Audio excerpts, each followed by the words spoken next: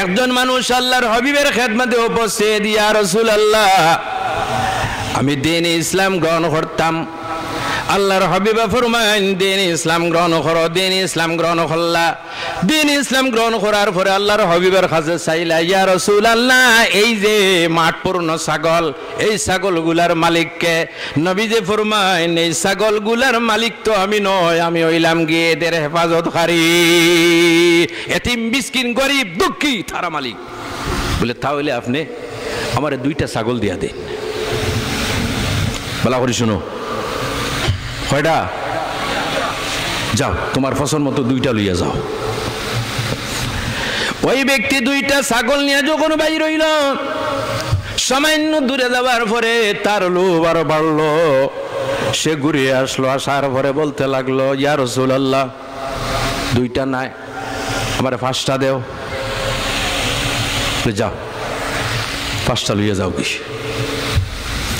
5টা নিয়ে রওনা দিছেন। সামান্য দূরে যাওয়ার পরে নিজে নে বলতেছেন, বড় ভুল করলাম, 5টা কেন, যদি আমি 10টা হইতাম তাহলে ভালো হইতো।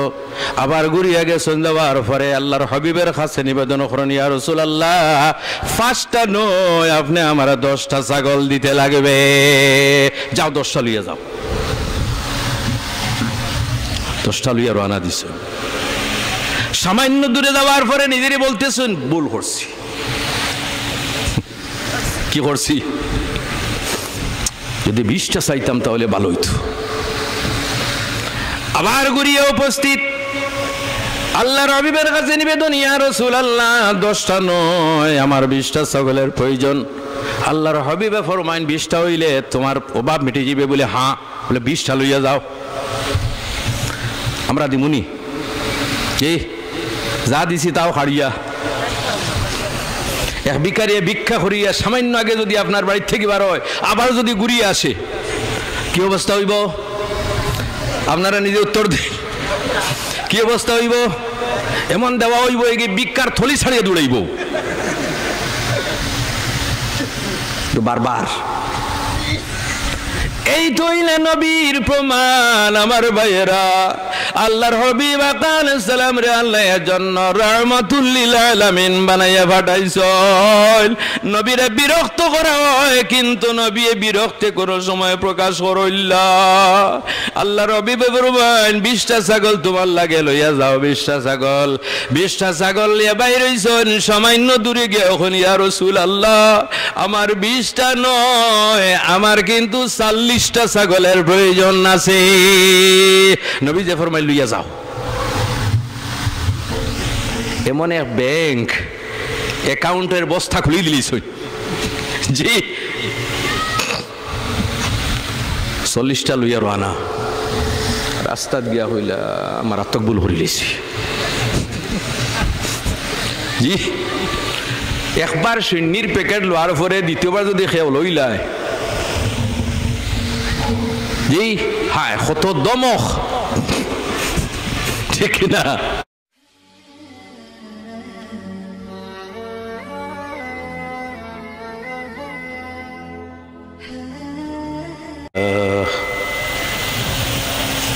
আলহামদুলিল্লাহিল্লাযী খালাকাল ইনসানা ওয়া আল্লামাহুল বায়ান। والصلاة والسلام على سيدنا محمد الذي اطلعه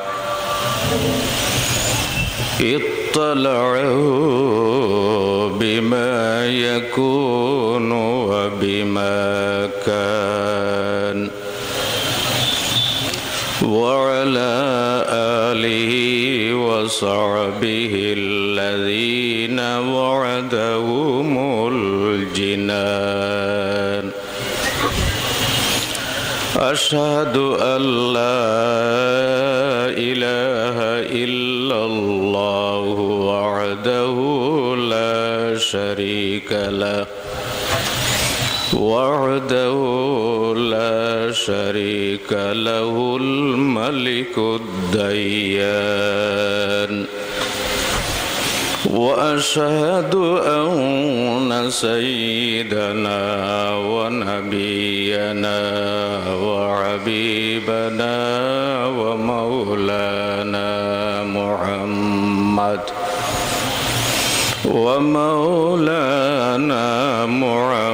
محمدا عبده ورسوله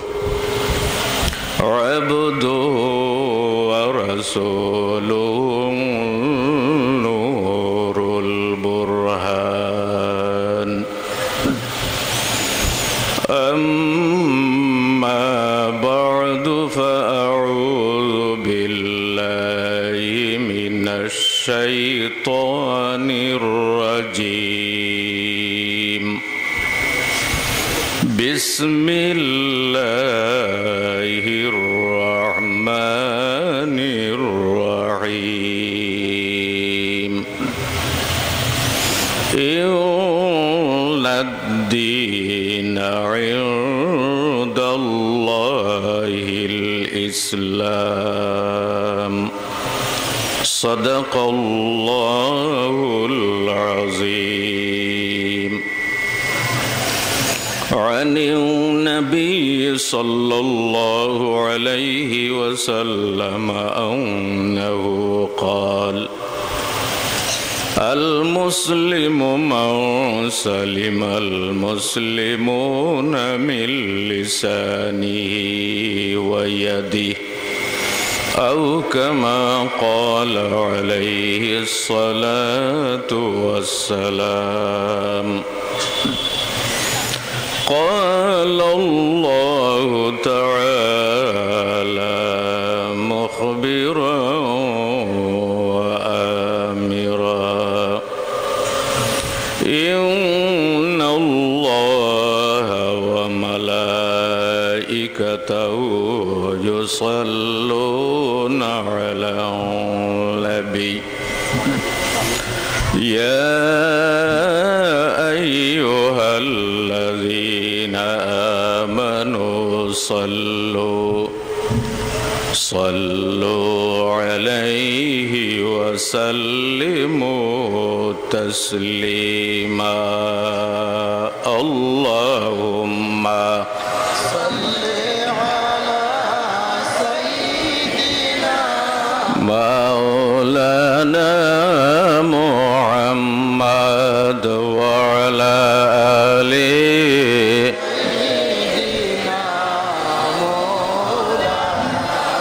আর একটু উচ্চ কণ্ঠে আল্লাহুম্মা সাল্লি আলা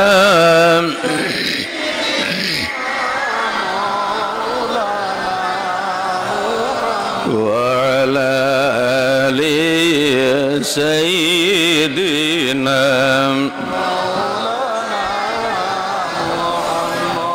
উম্মতের জল্লে নবী খান্দেন সদায় জারে জার মাফ করো দয়ার আল্লাহ আমার উম্মত গুনাহগার। আল্লাহুম্মা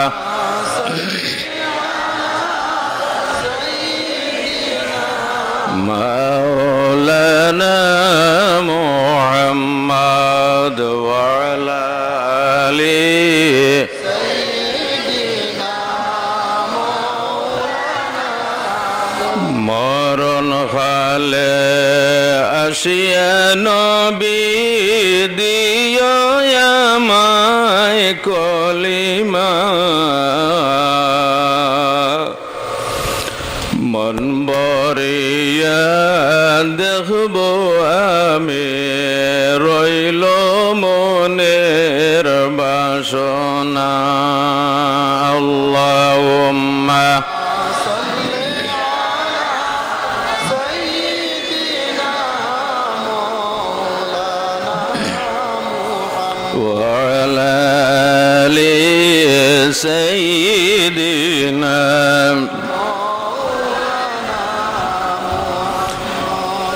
খুশি হইলা সব মখলুকাত স্বয়ং রব্বুল আলামিন পয়দা হইলা যে দিল নবী রহমাতুল লিল আলামিন আল্লাহুম্মা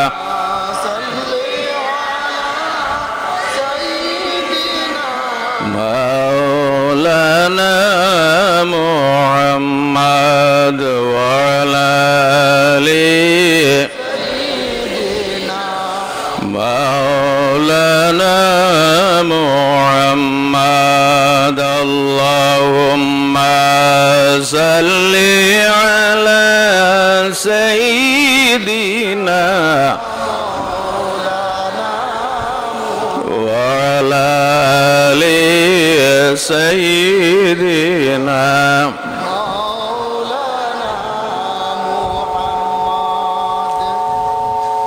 হাইলাকান্দি বাস স্ট্যান্ড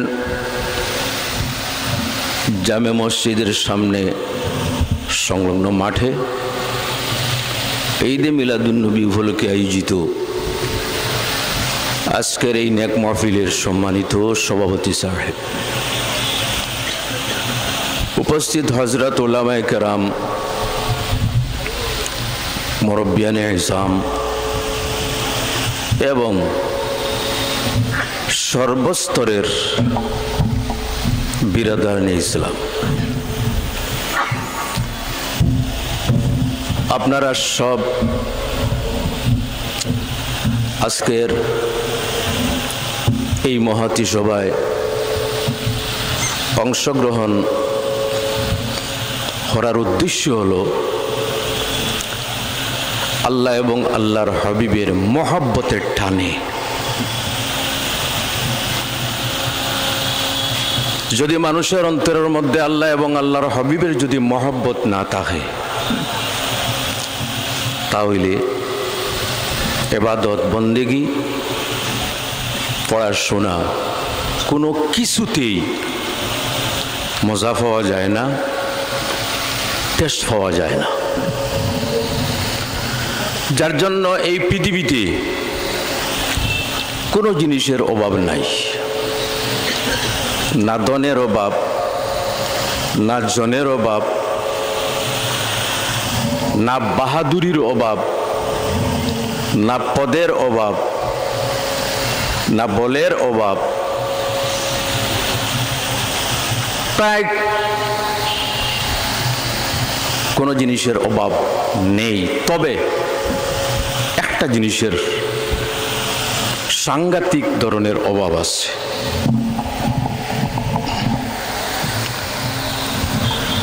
যে জিনিসের অভাব সেই জিনিসটি হইল শান্তি। আমার কথার সঙ্গে আপনারা একমত আছেন কিনা? কোনটির অভাব? শান্তির অভাব। মানুষ শান্তির জন্য ব্যাকুল। সমাজে শান্তি নেই, পরিবারের শান্তি নেই, নিজ কর্মক্ষেত্রে শান্তি নেই, শহরে শান্তি নেই, গ্রামে শান্তি নেই, অশান্তির পরিবেশ। এজন্য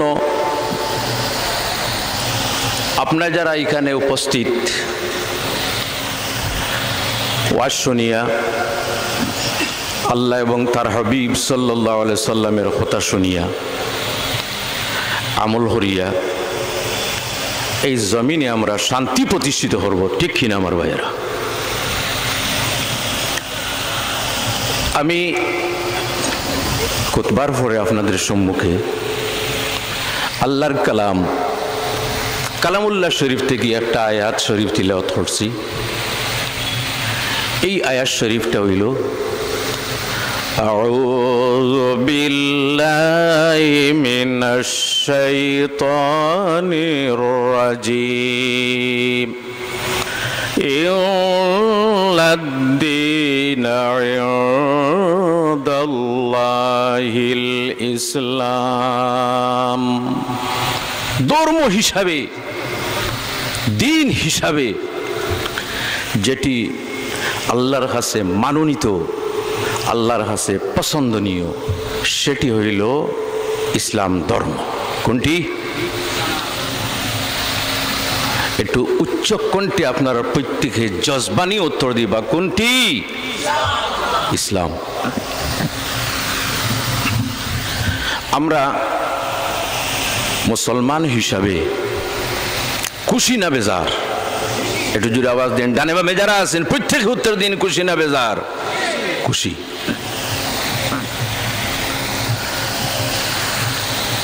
আল্লাহর হাবিব আলাইহিস সালাম শান্তির নবী, কোরআন শান্তির কিতাব,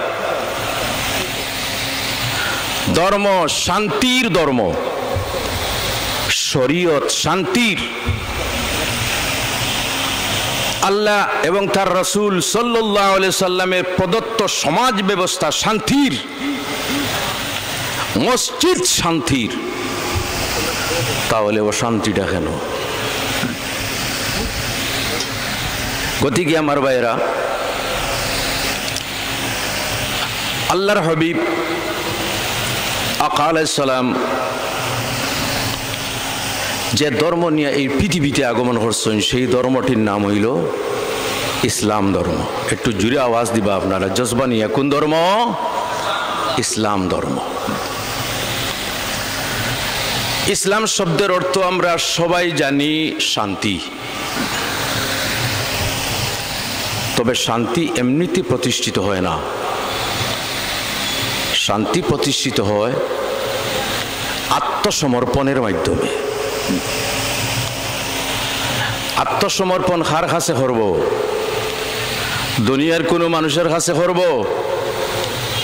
আত্মসমর্পণ আমরা করছি আল্লাহ সুবহানাহু ওয়া তাআলার কাছে, এবং আমরা পড়ছি লা ইলাহা ইল্লাল্লাহু মুহাম্মাদুর রাসূলুল্লাহ।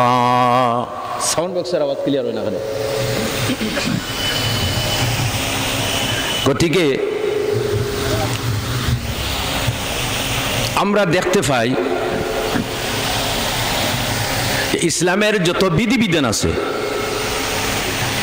সেটেল হরিয়া রাখি দিও, নাড়াচাড়া হরিও না। ইসলামের যত বিধিবিধান আছে, নামাজ, রোজা, যাকাত, হজ, এই যে যা কিছু আছে, এই সম্পূর্ণের মাধ্যমে শান্তি প্রতিষ্ঠিত হয় না অশান্তি প্রতিষ্ঠিত হয়? কিভাবে শান্তি প্রতিষ্ঠিত হয়? আমরা 5 ওয়াক্তের নামাজ পড়ি, জামাতের সাথে নামাজ পড়ি। যখন মানুষ মসজিদে নামাজের জন্য যায়, তখন কোনো হাল্লা চিৎকার থাকে? একটু জোরে আওয়াজ দেবা আমার সাথে। হাল্লা চিৎকার থাকে?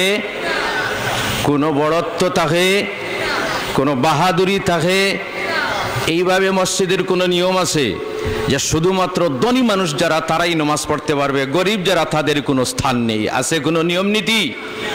এইভাবে কোনো নিয়ম নীতি আছে যে যারা চৌধুরী অথবা লস্কর এরাই শুধুমাত্র নামাজ পড়তে পারবে আর বাকি এরা নামাজ পড়তে পারবে না? কোনো নিয়ম নীতি আছে? নাই। তাহলে প্রমাণিত হয় ইসলামের যত বিধিবিধান আছে সমস্ত শান্তির, সমস্ত শান্তির। যখন মানুষ যথাযথভাবে নামাজ পড়ে, এই নামাজের মাধ্যমে তার মন শান্তি, তন শান্তি, জাগা শান্তি, সমাজ শান্তি, কোন ধরনের অশান্তি নাই। কারণ যখন কোনো মানুষ আল্লাহর কাছে আত্মসমর্পণ করবে, আর এই আত্মসমর্পণ করার জন্য যখন সে আল্লাহর বিধিবিধান মানার মাধ্যমে প্রমাণ দিবে, তখন এই বিধিবিধান মানার মাধ্যমে কোনো ধরনের অশান্তি নাই। এখন প্রশ্ন হইল, শান্তি প্রতিষ্ঠিত হইতে হইলে, ফর এক্সাম্পল, দুই গোষ্ঠীর মধ্যে দ্বন্দ্ব আরম্ভ হয়েছে, ঝগড়া আরম্ভ হয়েছে, মারামারি আরম্ভ হয়েছে, ঝগড়া হরতেই থাকে, হরতেই থাকে, হরতেই থাকে, শান্তি আসবে? হাকিবানা একটু উত্তর দিবা আপনারা। শান্তি আসবে? শান্তি কখন আসবে? যখন একদল আত্মসমর্পণ করবে, তখন অটোমেটিকলি শান্তি আসবে। এজন্য শুধুমাত্র এক পক্ষ যদি শান্তি চায়, শান্তি বলে, তাহলে শান্তি প্রতিষ্ঠিত হইবে না। আমাদের দেশে দেশে, এই ভারতের জমিনে, গোটা পৃথিবীতে শান্তি প্রতিষ্ঠিত হইলে সব পক্ষের জন্য চেষ্টা করার প্রয়োজন আছে, আছে কিনা? এজন্য আমার ভাইয়েরা, নমাজের মধ্যে শান্তি, যদি মানুষ যথাযথভাবে নমাজ পড়ে, গতিকে একজন শায়রের শের, কত সুন্দর একটা শের পড়েছে। এই শেরের অর্থ হইল, যখন মানুষ মসজিদে নামাজের মধ্যে যায়, তখন জাতফাতের কোনো ভেদাভেদ থাকে না, তখন ছোট বড়ের কোনো ভেদাভেদ থাকে না, ধনী গরিবের কোনো ভেদাভেদ থাকে না। সেখানে একটাই উদ্দেশ্য থাকে, আমরা সবাই আল্লাহর বান্দা। আমরা সবাই কি? আল্লাহর বান্দা। তাহলে বোঝা গেল নামাজের মাধ্যমে শান্তি প্রতিষ্ঠিত হয় কি না? যদি শান্তি প্রতিষ্ঠিত করার উদ্দেশ্যে যথাযথভাবে যদি মানুষে নামাজ পড়ে, এই নামাজ পড়ার মাধ্যমে যদি এক শ্রেণীর মানুষ যদি তাদের সহ্য হয় না, তাহলে করার কোনো কিছু নাই। আমরা শান্তি চাই, অশান্তি কখনো চাই না। আমরা সংহতি চাই, সংঘর্ষ কখনো চাই না, ঠিক কিনা আমার ভাইরা?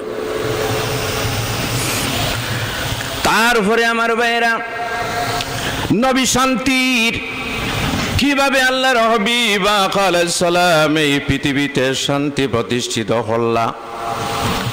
আরবের অবস্থা যখন অত্যন্ত শান্ত ছিল, মানুষের মধ্যে মারামারি, হাঁটাহাঁটি, হানাহানি, যখন কোনো গোত্রের মধ্যে দ্বন্দ্ব আরম্ভ হইত, বছরের পর এই দ্বন্দ্ব থাকত। বিশেষ করিয়া মেয়ে সমাজের উপর যে ধরনের অত্যাচার হইত, কোনো মেয়ের জন্ম হইলে জীবিত অবস্থায় কবরস্থ করা হইত। কি অশান্তি! নাফরমানির চরম সীমায় ছিল। এমন কোন নাফরমানির খাস নেই আরবের মানুষে করত না। সেই অশান্ত পৃথিবীর শান্তি করার জন্য সর্বশেষ যে নবীর আল্লাহ পৃথিবীতে পাঠাইছেন, সেই নবী হইলা সাইয়্যিদুল মুরসালিন, মহানবী হযরত মুহাম্মদ সাল্লাল্লাহু আলাইহি ওয়াসাল্লাম। গতিকে আল্লাহর হাবিবের জন্মের কারণে আমরা সবাই খুশি না বেজার? একটু যদি আওয়াজ দেও, ঈদে মিলাদুন নবীর কারণে খুশি না বেজার? জানিয়ে রেখি আমার ভাইয়েরা, ঈদে মিলাদুন নবীর প্রোগ্রাম চলছে, চলবে যতদিন পর্যন্ত আহলে সুন্নাতের জামাতের মানুষ আছে। ঈদ মিলাদুন নবীর প্রোগ্রাম চলতে থাকবে।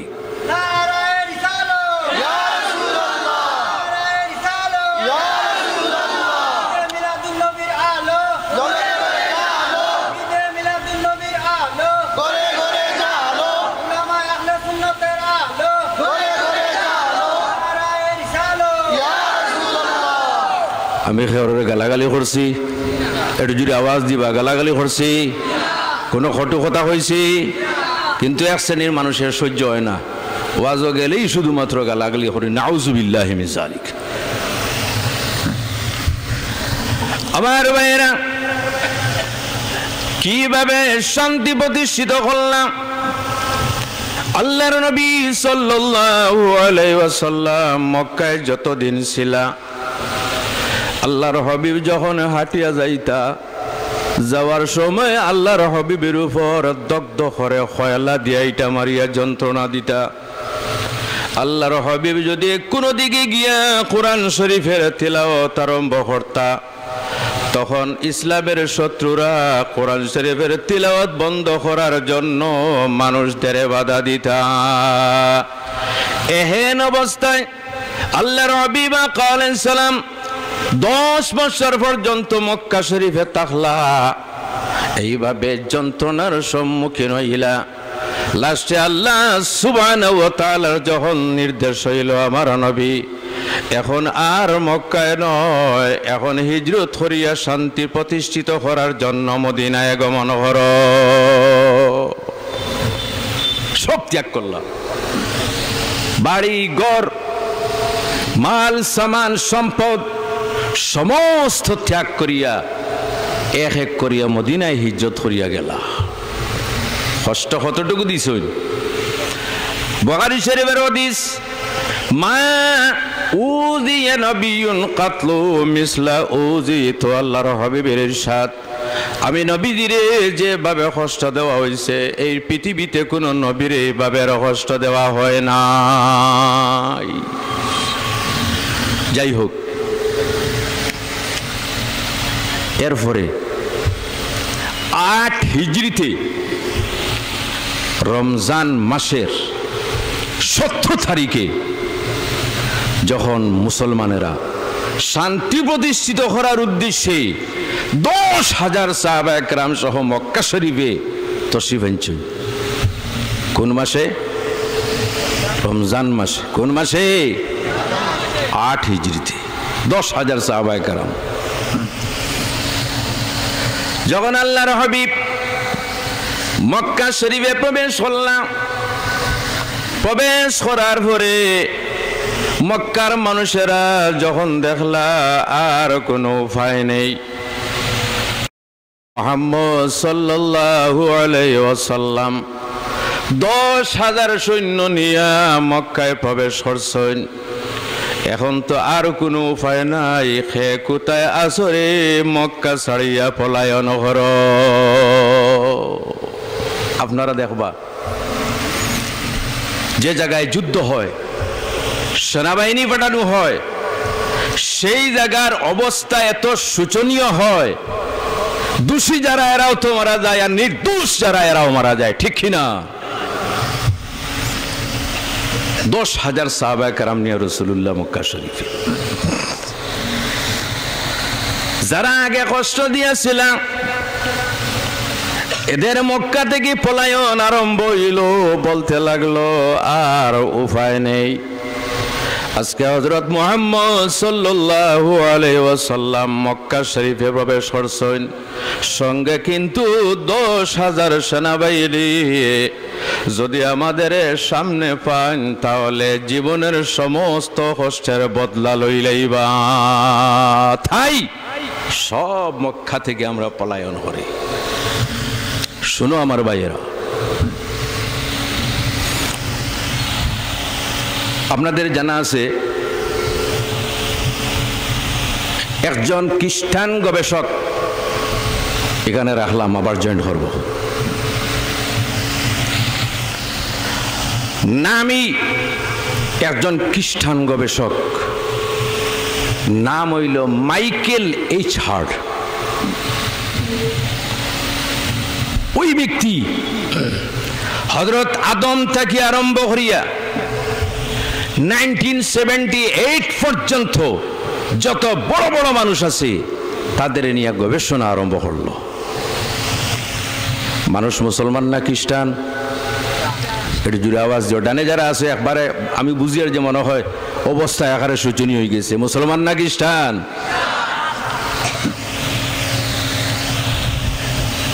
হযরত আদম থেকে আরম্ভ করিয়া 1978 সন পর্যন্ত যত বড় বড় মানুষ, সায়েন্টিস্ট হোক, ধর্মগুরু হোক, প্রফেসর হোক, ইঞ্জিনিয়ার হোক, যে কোনো ধরনের মানুষ হোক, যে মানুষ এই পৃথিবীতে ভালো কাজ করছে, ভালো কাজ যত মানুষ করছে, বড় বড় যারা, তাদের একটা তালিকা তৈরি করছে।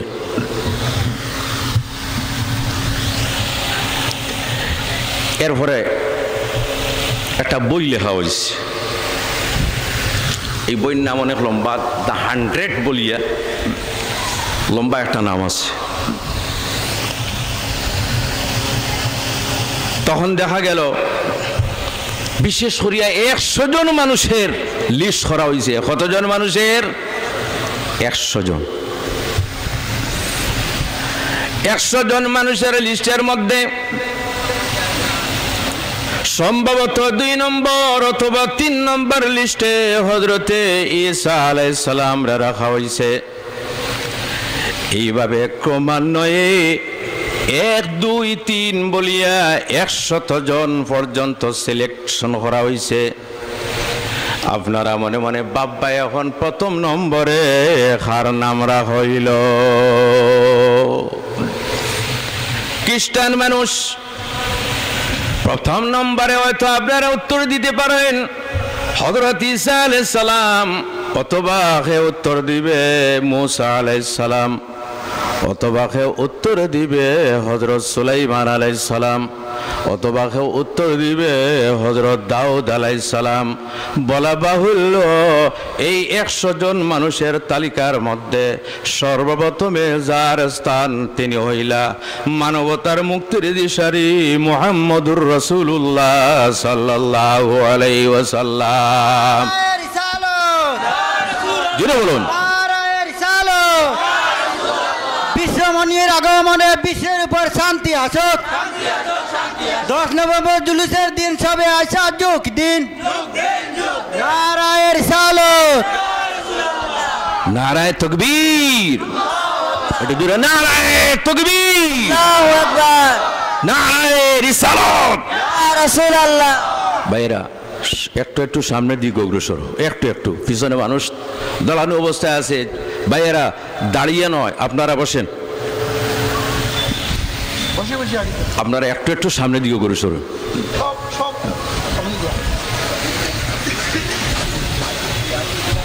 বিশৃঙ্খল ভাবে নয়, সুশৃঙ্খল ভাবে আপনারা একটু সামনের দিকে। আর পড়ো দুরূদ শরীফ, আল্লাহুম্মা সাল্লি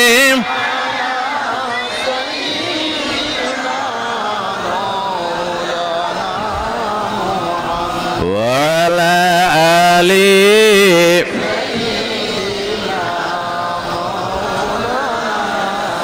আল্লাহুম্মা সাল্লি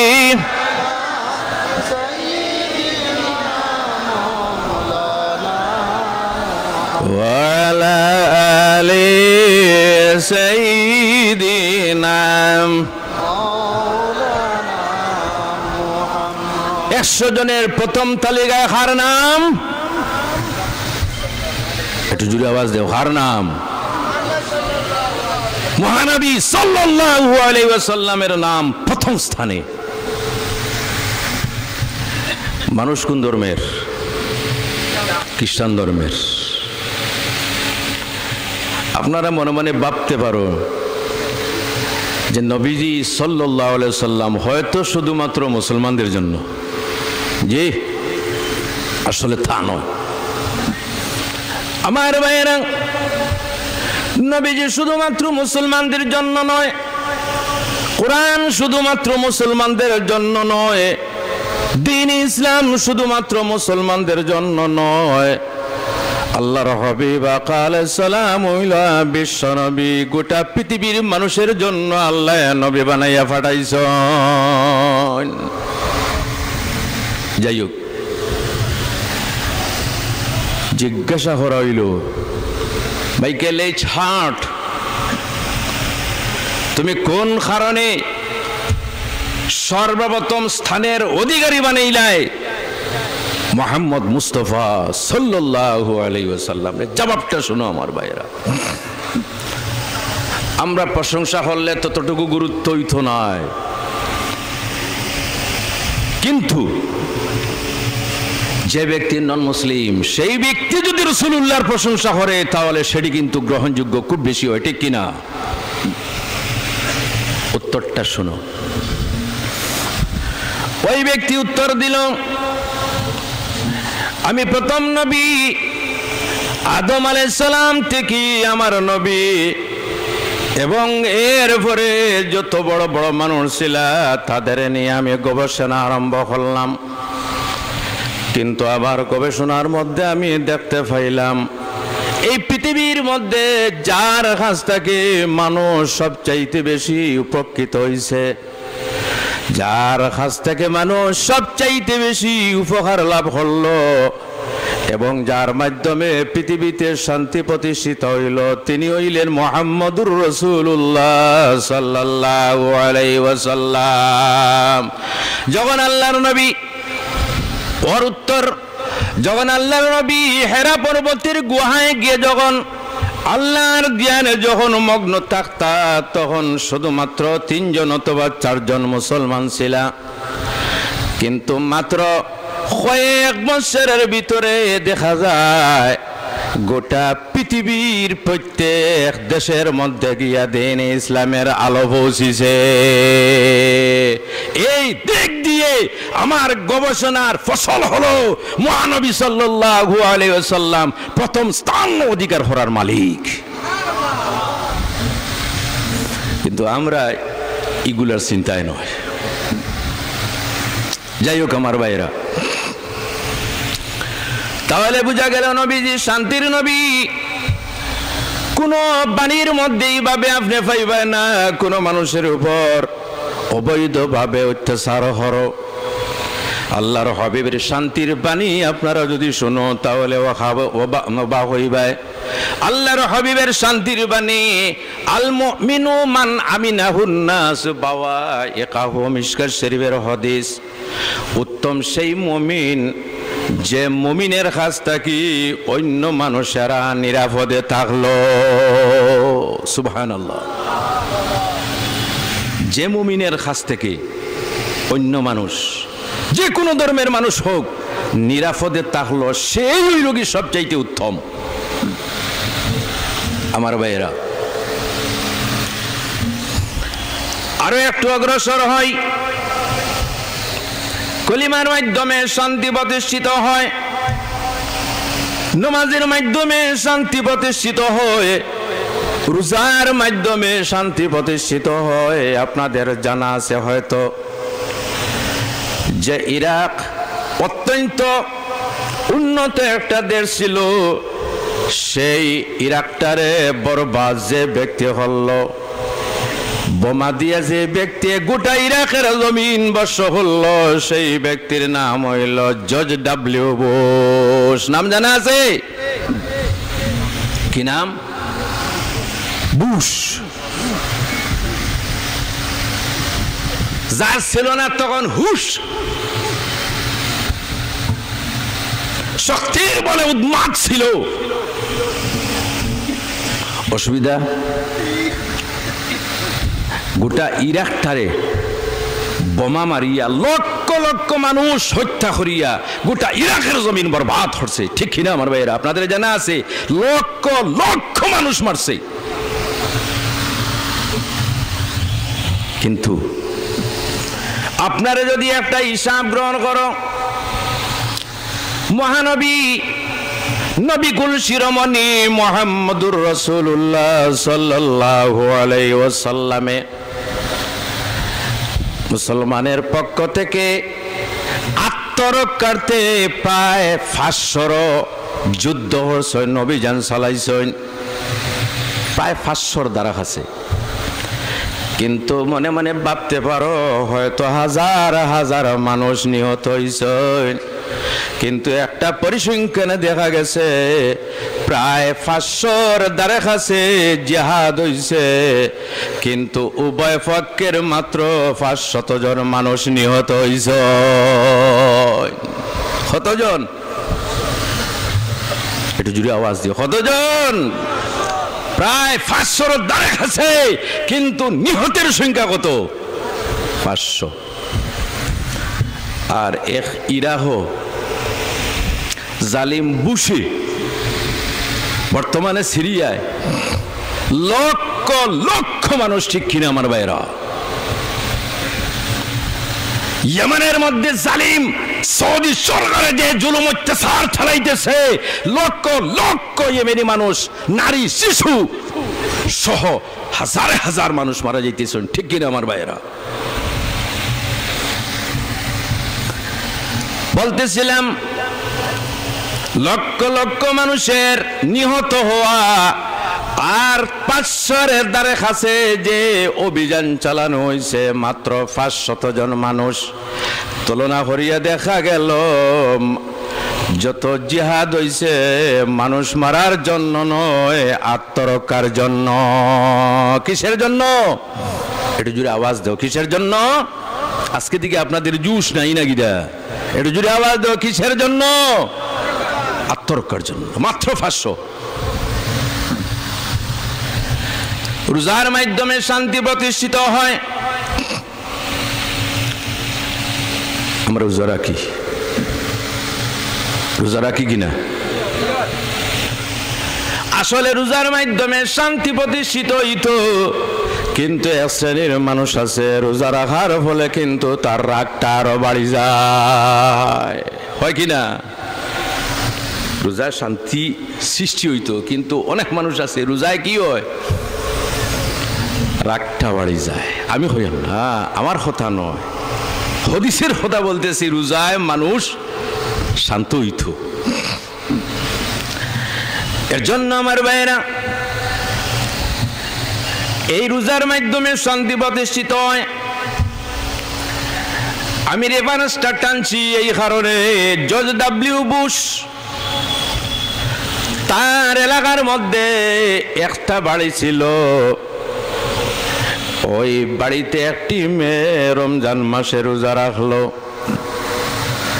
রোজা রাখার ফলে এই বুশের মেয়ে কিন্তু চূড়ান্ত সীমার ইসলাম বিদ্বেষী ছিল। সে কিন্তু ইসলামের কোনো বিধি বিধান কিন্তু সহ্য করতে পারে না।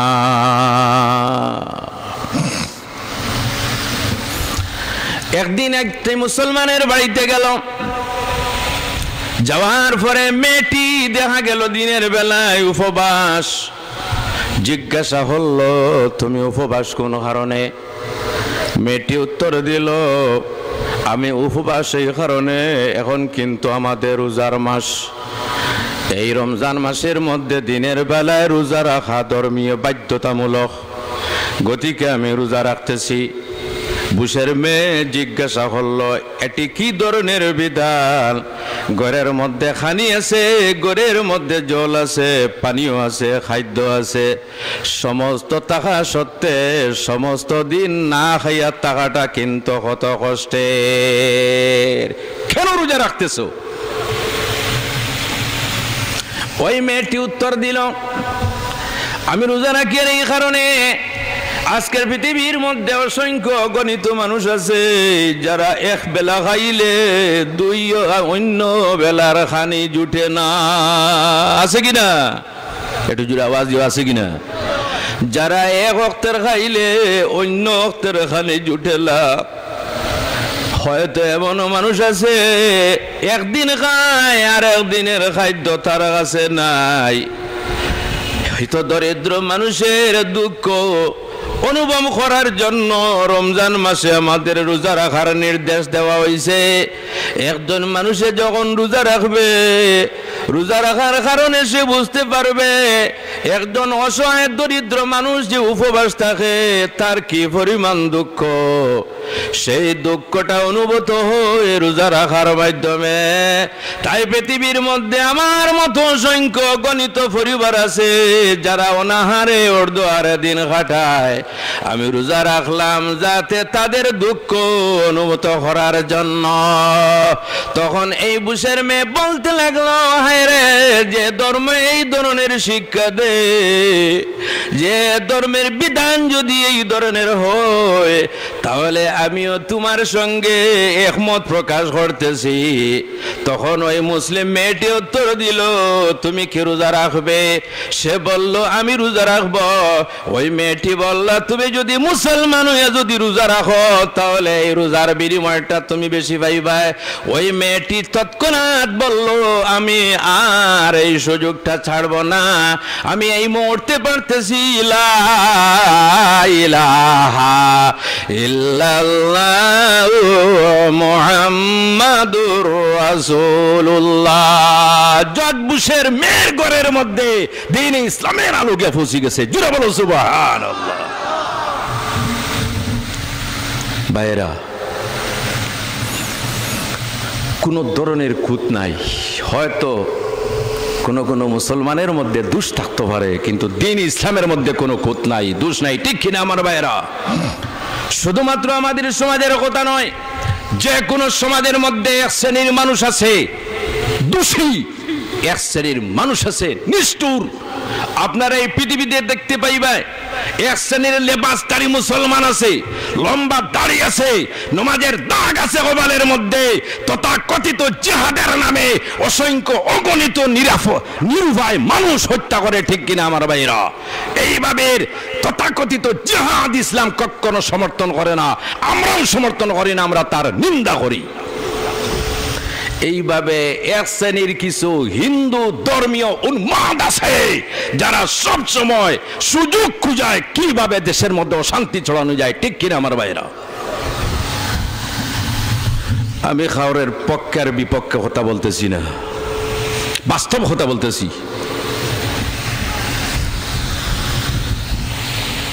আছেন এক শ্রেণীর মানুষ, উভয় সমাজের মধ্যে এক শ্রেণীর মানুষ আছে যারা তার রাজনীতির স্বার্থে সমাজের মধ্যে দ্বন্দ্ব লাগায়, ঠিক কিনা আমার ভাইরা? একটু যদি আওয়াজ দেও না এখানে আপনারা। রাজনীতির স্বার্থে, দলের স্বার্থে, পদের স্বার্থে মানুষের মধ্যে বিবাদ লাগাইয়া মারামারি করায়, আর সে কিন্তু গুল টেবিলে বসিয়া খুশি পালন করে। ঠিক এই তো লাগাইছি, আর আমরা বেকুফের দল, আমরা বুঝি না। আপনারা অসুবিধা ওর আপনারা দেখবা, যে কোনো দলের নেতা হোক, আর আমি কোনো দলের নয়, যে কোনো দলের নেতা হোক, দ্বন্দ্ব লাগাইয়া আপনারা গুয়াহাটির খবর লইবা, এক টেবিলে বসিয়া মদ খার আর হাসি করের, জি খুশি করের, বলে বাই লাগাইছি রে, এবার তুই ফাটতে না আমার লগে, দূর দেখোস না তোরা বাদে আমিও আগুন লাগাইম, ঠিক না? সব রাজনীতির স্বার্থ, আর সাধারণ মানুষ বুকা, কোনো কিছু বুঝে না।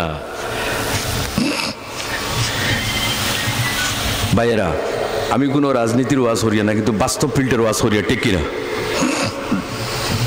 দেখা গেল ইসলামের আলো ওই মেঠার ঘরে গিয়া পৌঁছে গেছে। আপনারা কিন্তু ইগুলা মিডিয়ার মাধ্যমে পাইবেন না, এগুলা কিন্তু মিডিয়ার সম্প্রসারিত হবে না।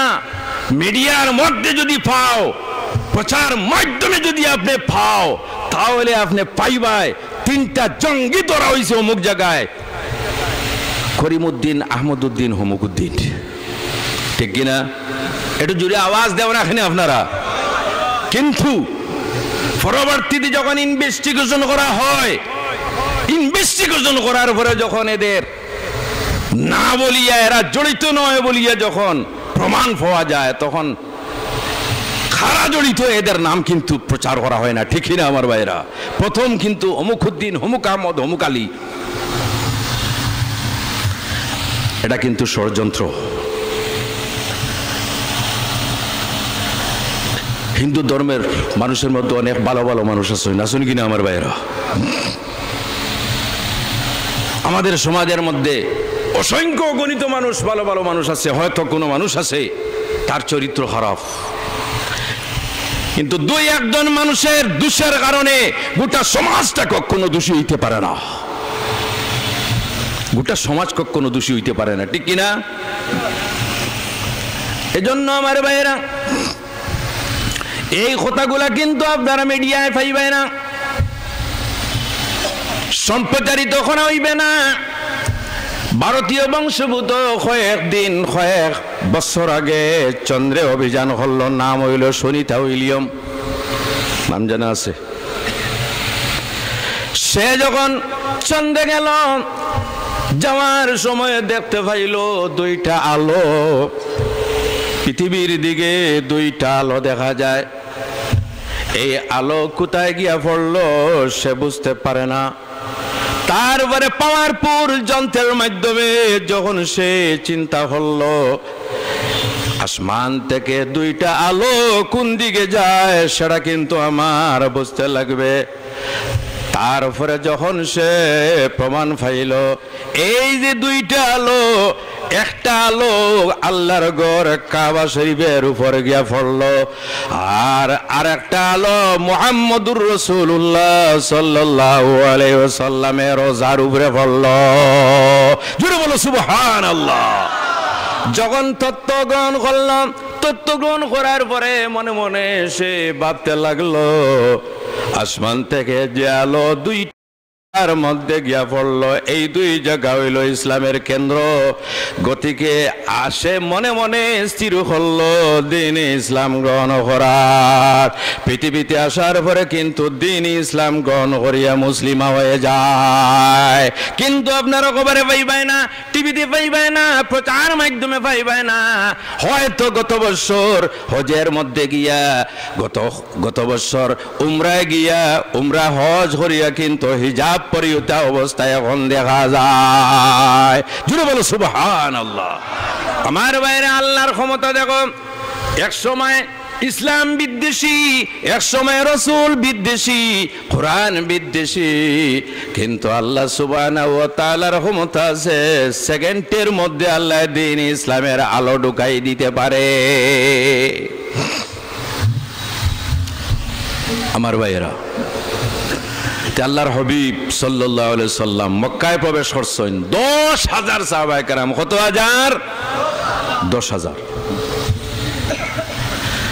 মক্কাবাসীর মারার জন্য নয়, মক্কাবাসীর নিহত করার জন্য নয়, বদলা লওয়ার জন্য নয়। আল্লাহর হাবিব সাল্লাল্লাহু আলাইহি ওয়াসাল্লাম যখন হরম শরীফে অবস্থান করলাম, দেখা গেল এই মক্কার যত বড় বড় সর্দার ছিলা, নেতা ছিলা, তাদের পলায়ন আরম্ভ হইল। রাসূলুল্লাহর কাছে খবর পৌঁছানো হইল, ইয়া রাসূলুল্লাহ, মক্কার যত নেতারা ছিলা সমস্ত মক্কা থেকে পলায়ন করিয়া যাইতেছেন। আল্লাহর হাবিব সাল্লাল্লাহু আলাইহি ওয়াসাল্লামে ফরমাইন, আমার পক্ষ থেকে ঘোষণা দেও, মান দাখালা দারা আবি সুফিয়ান ফাহুয়া আমিন। যে ব্যক্তি আবু সুফিয়ানের ঘরে ঢুকবে সে নিরাপত্তা লাভ করবে, যে ইকরামার ঘরে ঢুকবে সে নিরাপত্তা লাভ করবে, অমুকের ঘরে যে প্রবেশ করবে নিরাপত্তা লাভ করবে। কোনো মানুষের উপর কোনো ধরনের প্রতিশোধ গ্রহণ করা হইবে না। যখন মানুষে শুনলা নবীর কাছ থেকে নিরাপত্তার ঘোষণা দেওয়া হইল, নবীর কাছ থেকে শান্তির ঘোষণা দেওয়া হইল, একজন সাহাবী তখন কিন্তু মুসলমান ছিল না। ওই সাহাবীর নাম হইল হযরতে ওয়াসি রাদিয়াল্লাহু তাআলা আনহু। কি নাম? হযরতে ওয়াসি রাদিয়াল্লাহু তাআলা আনহু। মক্কা ছাড়িয়ে দৌড় আরম্ভ করছে। অপরাধ কি? অপরাধটা হইল উহুদের ময়দানে হযরতে ওয়াসি রাদিয়াল্লাহু তাআলা আনহু রাসূলুল্লাহর চাচাজান হযরতে হামজা রাদিয়াল্লাহু তাআলা আনহুর শাহাদাত বরণ করছে। হযরত হামজারে শহীদ করছেন। শহীদ করার পরেও কিন্তু শান্তি নাই। হযরতে হামজার পেট ফারিয়া বড় বারো করা হইছে, হযরতে হামজার নাক কাটা হইছে, হযরতে হামজার কান কাটা হইছে। হযরতে হামজার মুখমণ্ডল বিকৃত করা হয়েছে, কিন্তু ইসলামের নির্দেশ হইল যদি এইভাবে কোনো পরিস্থিতির সৃষ্টি হয় তাহলে কোনো সেনাবাহিনীর মুখমণ্ডল বিকৃত করা যাইবে না। আল্লাহর হাবিব আলাইহিস সালাম উহুদের যুদ্ধ শেষ হওয়ার পরে সাহাবায়ে কেরাম যারা তাদের নির্দেশ দিলা, দেখো সাইন আমার কোন সাহাবী কোন জায়গার মধ্যে শায়িত আছেন, কুজানো হইতেছে, কিন্তু দুইজন সাহাবীর লাশ তো মাটিতে দেখা যায় না। একজন সাহাবী হইলা হযরতে হামজা, আর আরেকজন সাহাবী হইলা হযরতে হানজালা রাদিয়াল্লাহু তাআলা আনহু। হযরতে হামজার লাশ এইভাবে বিকৃত করা হইল, হযরতে হামজারে সাধারণভাবে পরিচয় পাওয়া যায় না, পেট ফাড়া, মুখমণ্ডল বিকৃত করা, নাক কাটা, কান কাটা, চোখ পর্যন্ত বিকৃত করিলাইলা। আল্লাহর হাবিব পরিচয় পাইতেছেন না। আল্লাহর হাবিবের ফুফু হযরতে সফিয়া রাদিয়াল্লাহু তাআলা আনহা যখন দৌড় দিয়া উহুদের ময়দানে উপস্থিত হইছেন, তখন হযরতে হামজার আঙ্গুল দেখে পরিচয় পাইছেন আমার ভাইয়ের শোয়েব শাহ লাশ। আল্লাহর হাবিবের দেখি অত্যন্ত দুঃখ লাগলো, নিজের চাচা জানের অবস্থা দেখি অত্যন্ত দুঃখ লাগলো। আল্লাহর হাবিবে ফরমাইন, ও সাহাবারা, আমার মনে হয় সমস্ত সাহাবায়ে কেরামদের আমি দমন করতাম, কিন্তু আমার চাচার লাশটা আমি এইভাবে রাখি দিতাম, পশুপক্ষে খাইয়া যখন তার পেটের মধ্যে ঢুকাইব সমস্ত মানুষ কবর থেকে উঠিবে, আর আমার চাচা জান পশুপক্ষীর পেট থেকে বাইর হইয়া আল্লাহর দরবারে শহীদ হওয়ার সাক্ষ্য দিবে। চুরে হো সুবহানাল্লাহ। এই যে শহীদ হইছেন, কে করছেন? হযরতে ওয়াসি। ঘটনাটা ইয়াদ রাখবা আপনারা, কে করছেন? হযরতে ওয়াসি রাদিয়াল্লাহু তাআলা আনহু। নামটা উচ্চারণ করুন, হযরতে। নাম উচ্চারণ রাখার অর্থ হইলে আমি মিলাইতেছি। মক্কা থেকে দৌড় আরম্ভ করলাম, মানুষ জিজ্ঞাসা করতেছে, হে ওয়াসি, কোন কারণে মক্কা ত্যাগ করিয়া যাইতেছ? ওয়াসি উত্তর দিতেছেন, মক্কা ছাড়িয়া আমি যাইতেছি এজন্য কারণ মহানবী সাল্লাল্লাহু আলাইহি ওয়াসাল্লাম আজকে শান মান হিসাবে মক্কায় উপস্থিত। মহানবী সাল্লাল্লাহু আলাইহি ওয়াসাল্লামে সব মানুষদের মাফ করতে পারেন, কিন্তু আমারে মাফ করতে পারবে না। আমার সমস্ত দোষ হয়তো ক্ষমা হইতে পারে, কিন্তু ওনার চাচা হামজারে যে আমি শহীদ করছি এই দুঃখটা নবীজির মন থেকে যাইবে না। গতিকে সমস্ত মানুষে মাপ পাইতে পারেন, কিন্তু আমি ওয়াসি নবীজির কাছ থেকে মাপ পাইতে পারি না। অন্য একজনে পরামর্শ দিলা, আরে গিয়া দেখো না একটাবার, একটাবার গিয়া দেখো ঠিক কথা হইতেছে বলে, হ্যাঁ ঠিক কথা বলতেছে, যাও। হযরত ওয়াসি রাদিয়াল্লাহু তাআলা আনহু তখন কিন্তু মুসলমান ছিল না, বয় হরি হরি হরি হরিয়া নবীজির খেদমতে উপস্থিত। সুবহানাল্লাহ। আর খেদমতে নবীজির। আল্লাহর হাবিবের এমন ধরনের চরিত্র ছিল, কোরআন শরীফে আল্লাহ সুবহানাহু ওয়া তাআলা প্রশংসা করতেছেন, ইন্নাকা লাআলা খুলুকিন আযীম। আমার হাবিব আপনি উত্তম চরিত্রের উপর অধিষ্ঠিত, অর্থাৎ আপনার চরিত্র অত্যন্ত ভালো। হযরতে ওয়াসি রাদিয়াল্লাহু তাআলা আনহু রাসূলুল্লাহর খেদমতে উপস্থিত। আল্লাহর হাবিবে জিজ্ঞাসা হলো, মানান থা, তুমি কে? উত্তর দিলে, আনা ওয়াসি, আমি ওয়াসি। মান ওয়াসি? কোন ওয়াসি? তখন উত্তর দিলা, আমি সেই ওয়াসি কে আসার যোগ্যতা আমার নেই, কিন্তু আমি উপস্থিত হয়েছি আপনার কাছ থেকে মাফ পাওয়ার জন্য। আমি সেই ওয়াসি যে ওয়াসি আপনার চাচা হযরত হামজা রাদিয়াল্লাহু তাআলা আনহুর আমি শহীদ করছি। এই কথা হওয়ার পরে রাসূলুল্লাহর রাগটা বারবার হতা নি না ঠান্ডা হইবার হতা? জি, আমরা যদি ওই তাহলে তো সঙ্গে সঙ্গে শেষ, নাউজুবিল্লাহ। জি, চান্সে ফাইসি আর ছাড়িয়া লাভ নাই। জি, জিজ্ঞাসা করলাম ওয়াসি আমার খেদমতে আসার উদ্দেশ্য কি? তুমি কি কারণে আমার সম্মুখে উপস্থিত হইছো? হযরতে ওয়াসি ফরমাইন, আমি আপনার সম্মুখে উপস্থিত হওয়ার উদ্দেশ্য হইল আমি যে অপরাধ করছি, যে গুনাহ করছি, যে আমি নাফরমানি করছি, এই নাফরমানিটা কি আমার মাফ হইবার কোন লাইন আছে? চিন্তা করুন, আমরা গুনাহ করলে মাফির লাইন খুঁজাই না, কিন্তু হযরতে ওয়াসি রাদিয়াল্লাহু তাআলা আনহু ফরমাইন লাইন আছে। বল কি লাইন? হে ওয়াসি, যদি তুমি দ্বীন ইসলাম গ্রহণ করো, সঙ্গে সঙ্গে আল্লাহ সুবহানাহু ওয়া তাআলা তোমার জীবনের সমস্ত গুনাহ মাফ করিয়া দিলেইবে। জুড়ে বলো সুবহানাল্লাহ। হযরতে ওয়াসি ফরমাইন, আমার গুনাহটা মাফ হইবে, আমি সরাসরি আপনার মাধ্যমে আল্লাহর কথা আমি শুনতে চাই। আল্লাহু আকবার। জি, আমার গুনাহটা মাফ হইতো, আমি আপনার মাধ্যমে আল্লাহর কাছ থেকে সরাসরি আমি শুনতে চাই।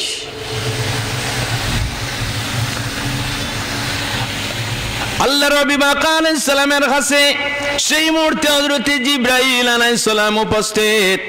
আল্লাহর হাবিবের কাছে একটা আয়াত দিলা, ইয়া রাসূলুল্লাহ। ওয়াসির জবাবের কারণে আল্লাহ এই আয়াতটা অবতীর্ণ করছেন, ওয়াল্লাযীনা লা ইয়াদউনা মা'আল্লাহি ইলাহান আখার ওয়া লা ইয়াকতুলুনান নাফসাল্লাতী হারামাল্লাহু ইল্লা বিল হক ওয়া লা ইয়াজনুন। যারা আল্লাহর সাথে কোনো ধরনের শিরকি কাজ করলো না, জিনা করলো না, না হক হত্যা করলো না, আল্লাহ সুবহানাহু ওয়া তাআলা তাদের জীবনের সমস্ত গুনাহ মাফ করিয়া দিবে। হযরতে ওয়াসি শোনার পরে উত্তর দিলা, ইয়া রাসূলুল্লাহ, আমি খুশি নাই। কি উত্তর দাও? কোন কারণে খুশি নয়? বলে তিনটা কন্ডিশন আছে এই আয়াতের মধ্যে। তিনটা কন্ডিশন, তিনটা কন্ডিশনের মধ্যে একটা কন্ডিশন হইল ওয়াল্লাযীনা লা ইয়াদউনা মা'আল্লাহি ইলাহান আখার, যারা আল্লাহর সঙ্গে কোন ধরনের শিরক করলো না।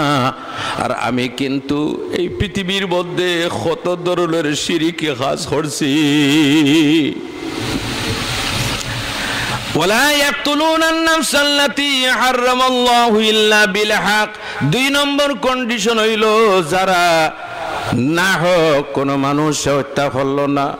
ইয়া রাসূলুল্লাহ, আমি কত মানুষ হত্যা করছি, বিশেষ করে আপনার চাচা জান হযরতে হামজা রাদিয়াল্লাহু তাআলা আনহুরে হত্যা করছি। ওয়ালা ইয়াজনুন, আল্লাহ কন্ডিশন করছেন তিন নম্বর দোষ হইল যারা জিনা করবে না।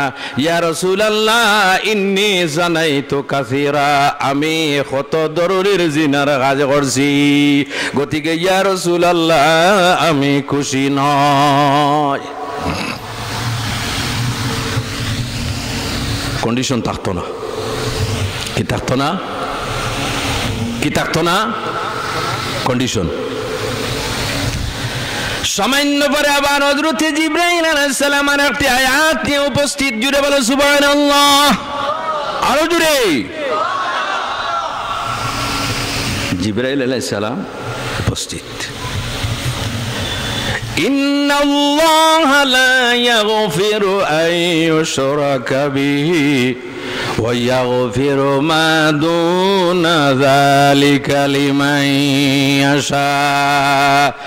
আমার নবী ওয়াসির জানাইয়া দিন, ইন্নাল্লাহা লা ইয়াগফিরু আন ইউশরাকা বিহি, আল্লাহর সঙ্গে যারা শিরিক করবে না, আমি আল্লাহ শিরিক ছাড়া আমি যাকে চাই যেভাবে চাই মাফ করিয়া দিলাই। হযরতে ওয়াসির শুনে হইলে, ইয়া রাসূলুল্লাহ এটাতেও আমি খুশি নাই। কেন? বলে এখানের মধ্যে একটা কন্ডিশন, এটার মধ্যে একটা কন্ডিশন আছে। কোন কন্ডিশন? আল্লাহ শিরিক ছাড়া যারে চাইবা তারে মাফ করিয়া দিবা। আমি তো শিরিক করছি, আল্লাহ যদি আমার ব্যাপারে চাইন না, তাহলে চিন্তা করে আল্লাহ হাবিব আলাইহিস সালাম নীরব। আবার আল্লাহর পক্ষ থেকে হযরতে জিবরাইল আলাইহিস সালাম আয়াত নিয়ে অবতীর্ণ। কোরআন শরীফে আল্লাহ সুবহানাহু ওয়া তাআলার ইরশাদ, ইয়া কুল ইয়া ইবাদিয়াল্লাযীনা আসরাফু আলা আনফুসিহিম লা তাকনাতু মির রাহমাতিল্লাহ ইন্নাল্লাহা ইয়াগফিরুয যুনুবা জামিআ ইন্নাহু হুয়াল গফুরুর রাহিম। আমার হাবিব আমার বান্দাদের আপনি জানাইয়া দেও, ইয়া আইয়ুহাল্লাযী, যারা তাদের জানের উপর গুনাহ করিয়া নাফরমানি করিয়া তাদের নিজের উপর তারা অত্যাচার করছে, লা তাকনাতু মির রাহমাতিল্লাহ, এরা যেন আল্লাহর রহমত থেকে নিরাশ হয় না। ইন্নাল্লাহা ইয়াগফিরু যুনুবা জামিআ, নিশ্চয় আল্লাহ সুবহানাহু ওয়া তাআলা মানুষের জীবনের সমস্ত গুনাহ মাফ করিয়া দেন। আল্লাহ ক্ষমাশীল, আল্লাহ দয়াময়। হযরতে ওয়াসি যখন শুনছেন, শোনার সঙ্গে সঙ্গে ফরমান, ইয়া রাসূলুল্লাহ আর দেরি নয়, আপনার হাত মুবারক বাড়াও, আপনার হাতের মধ্যে দড়িয়ে আমি পড়িতাম লা ইলাহা ইল্লাল্লাহ মুহাম্মাদুর রাসূলুল্লাহ। আমার ভাইরা, আল্লাহর হাবিবের চরিত্র দেখো, আল্লাহর হাবিবের শান্তি প্রতিষ্ঠা কিভাবে দেখো। নিজের জীবনের দুশ্মন নিজের হাতের মুঠির মধ্যে আল্লাহর হাবিবে ফাইলা, পাওয়ার বড় কিন্তু কোনো প্রতিশোধ নয়, কোনো বদলা নয়, কোনো জুলুম নয়, কোনো অত্যাচার নয়, বরং আল্লাহর হাবিবে নিজের চরিত্রের মাধ্যমে দীক্ষা দিলা লা ইলাহা ইল্লাল্লাহ মুহাম্মাদুর রাসূলুল্লাহ। সবে বলো সাল্লাল্লাহু আলাইহি ওয়াসাল্লাম। বলতেছিলাম উহুদের যুদ্ধে কয়জনের লাশ পাওয়া গেছিল না? একটু আগে আলোচনা করেছে। কয়জনের? একজনের নাম হামজা, আর অন্যজনের নাম হযরতে হানজালা গাসিলুল মালাইকা রাদিয়াল্লাহু তাআলা আনহু। ঘটনাটা না বললে এটা ইনকমপ্লিট থাকবে, গতিকে আমি এটাও বর্ণনা করিয়া দেই। আমার ভাইরা, জঙ্গে ওদের আওয়াজ দেওয়া হইল। হযরতে হানজালা রাদিয়াল্লাহু তাআলা আনহু রাসূলুল্লাহর খেদমতে গিয়া পৌঁছিলা।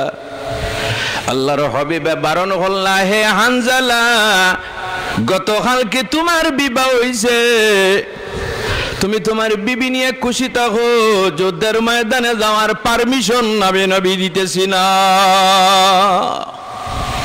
এই মাত্র বিবাহ হইছে, গতিকে তোমার বিবির হক তোমার উপর আছে, অধিকার তোমার উপর আছে, তুমি তোমার বিবির নিয়ে খুশিবাসী থাকো, তোমার পারমিশন নাই। সুবহানাল্লাহ, জোরে বলো সুবহানাল্লাহ। করে থাকো নিজের বাসায়, নিজের বাড়িতে। ভালোভাবে লক্ষ্য করি আমার ভাইয়েরা, যুবক ভাইয়েরা, নবীর প্রেম আমরা দাবি করি, কিন্তু নবীর প্রেমের তো কিছু প্রমাণ আছে, আছে কিনা আমার ভাইয়েরা? দেখো,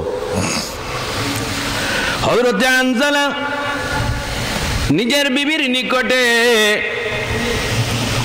হঠাৎ যখন খবর প্রচারিত হইল, কতিলা মুহাম্মাদুন সাল্লাল্লাহু আলাইহি ওয়াসাল্লাম, যুদ্ধের ময়দানে নবীজি শহীদ হয়ে গেছেন। এই খবর যখন চতুর্দিকে প্রচারিত হইল, হযরতে হানজালা রাদিয়াল্লাহু তাআলা আনহু বিবির নিকটে ছিল। তাড়াতাড়ি বিবির নিকট থেকে সরার পরে বলতেছেন, ওগো বিবি, আমি মাত্র গতকালকে তোমার বিবাহ করি আমার ঘরের মধ্যে আমি আনছি। তুমি মনে মনে ভাবতেছ বিছানা ছাড়িয়া হয়ে যাইতেছি। তুমি জানো না আমার খানের মধ্যে পৌঁছিছে মুহাম্মদুর রাসূলুল্লাহ শহীদ হয়ে গেছে। আল্লাহর হাবিব যদি দুনিয়াতে থাকেন না, তাহলে আমি হানজালার দুনিয়াতে থাকার গুলোওয়ালে নাই। রাসূলুল্লাহ দুনিয়াতে নাই, গতিকে আমি তোমার সঙ্গে নিয়ে জীবনটা আমার বেকার হইবে। আসলে কিন্তু নবীজি শহীদ হন নাই, এটা মিথ্যা খবর প্রচারিত হয়েছে। অনেক সময় মানুষে গুজবে খান দিয়া সমস্যায় পড়ে যায়, ঠিক কিনা আমার ভাইরা? এটা জুড়ে আওয়াজ দেও, ঠিক কিনা? গতিকে যদি কোনো জায়গায় কোনো সমস্যা দেখা দেয়, আপনারা গুজবে খান দিবা না। একটা কথা আমি বলি, কয়েক মাস আগে আমি শিলচর শহরে যাইতেছি, কয়েক মাস আগের কথা হই। আর হঠাৎ দেখি মানুষের দৌড়। রিক্সাওয়ালারে জিজ্ঞাসা করলাম, ভাই কি হয়েছে? উত্তর দেওয়ার মতো সময় নাই, দৌড়। অটোওয়ালারে জিজ্ঞাসা করতেছি, ভাই অটোওয়ালা কি হয়েছে? জিজ্ঞাসা কি করলাম, আরো স্পিড। নিজেও তো এখন আতঙ্কিত নয়, এখন চাই জি হঠাৎ যদি কোনো সমস্যার সৃষ্টি হয়। মনে মনে ভাবলাম কি করি, যারা জিজ্ঞাসা করি উত্তরটা দেয় না।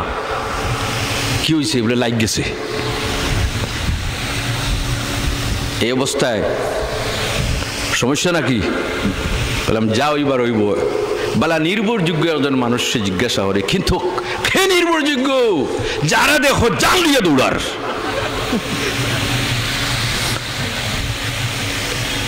একটু অগ্রসরিয়া গেলাম, ফাটাও বাজার আমাদের বাড়ির দোকান আছে, কাপড়ের দোকান। সেখানে গেলাম, যাওয়ার পরে দেখি সব শান্তিতে। আরে আপনারা শান্তিতে দোকানেও বসিয়া ব্যবসা করতেছো, আর অবস্থা দেখুন শিলচর খালি দৌড় আর দৌড়, কোনো নো সাউন্ড, কোনো কথা নেই, খালি মানুষ দৌড়ার। কি হয়েছে বলে আর হইও না। একটা ষাঁড় বুঝুননি, একটা ষাঁড়ে পেঁয়াজের বস্তায় দিছে মুখ। পেঁয়াজের বস্তার বালিকে দিছে বাড়ি ডান্ডা, এগা ডান্ডা খাইয়া দিছে দৌড়। তিনজন ফালাইছে, ওপার সাইডে যারা আসলা এরা কইছে লাগ গেছে। ও তো লাগ গেছে লাগ গেছে, ও তো ও লাগ গেছে। যারে যে গাও কি হয়েছে বলে লাগ গেছে, কিন্তু আসলে গড়ি দৌড়াইছে। আসলে খেয়ে দৌড়াইছে, এটা গুজব। আপনারা গুজবে খান দিবে না। আল্লাহর ওয়াস্তে বড় মারাত্মক জিনিস কিন্তু গুজব, ঠিক কিনা? বড় মারাত্মক জিনিস। এক শ্রেণীর মানুষও আছে গুজব রটাইতে চায়, মানুষের মধ্যে অশান্তি সৃষ্টি করার জন্য। এই তো গত কয়েকদিন আগে আমার বাসার সামনে একটা দুর্ঘটনা হয়েছে। স্পট ডেড 2 জন, আর অসংখ্য অগণিত মানুষ জখমি। আমরা নিজেও দুঃখিত। যাই হোক, গুজব বলল রাসূলুল্লাহ দুনিয়াতে নাই, শাহাদত বরণ করছেন। হযরত হানজালা ফরমায়েন, ওগো বিবি, আমি তোমার নিকটে থাকি আমার কোনো লাভ নাই, যেহেতু আমার নবী দুনিয়াতে নাই। বিবি জিজ্ঞাসা করলাম, মাত্র 1 রাত আপনার সঙ্গে আমার ভালোভাবে পরিচয় হইল না। হযরতে হানজালা ফরমায়েন, ওগো বিবি, আমি আজকে নবীজির ছাড়িয়ে কোনো সময় থাকতে পারবো না।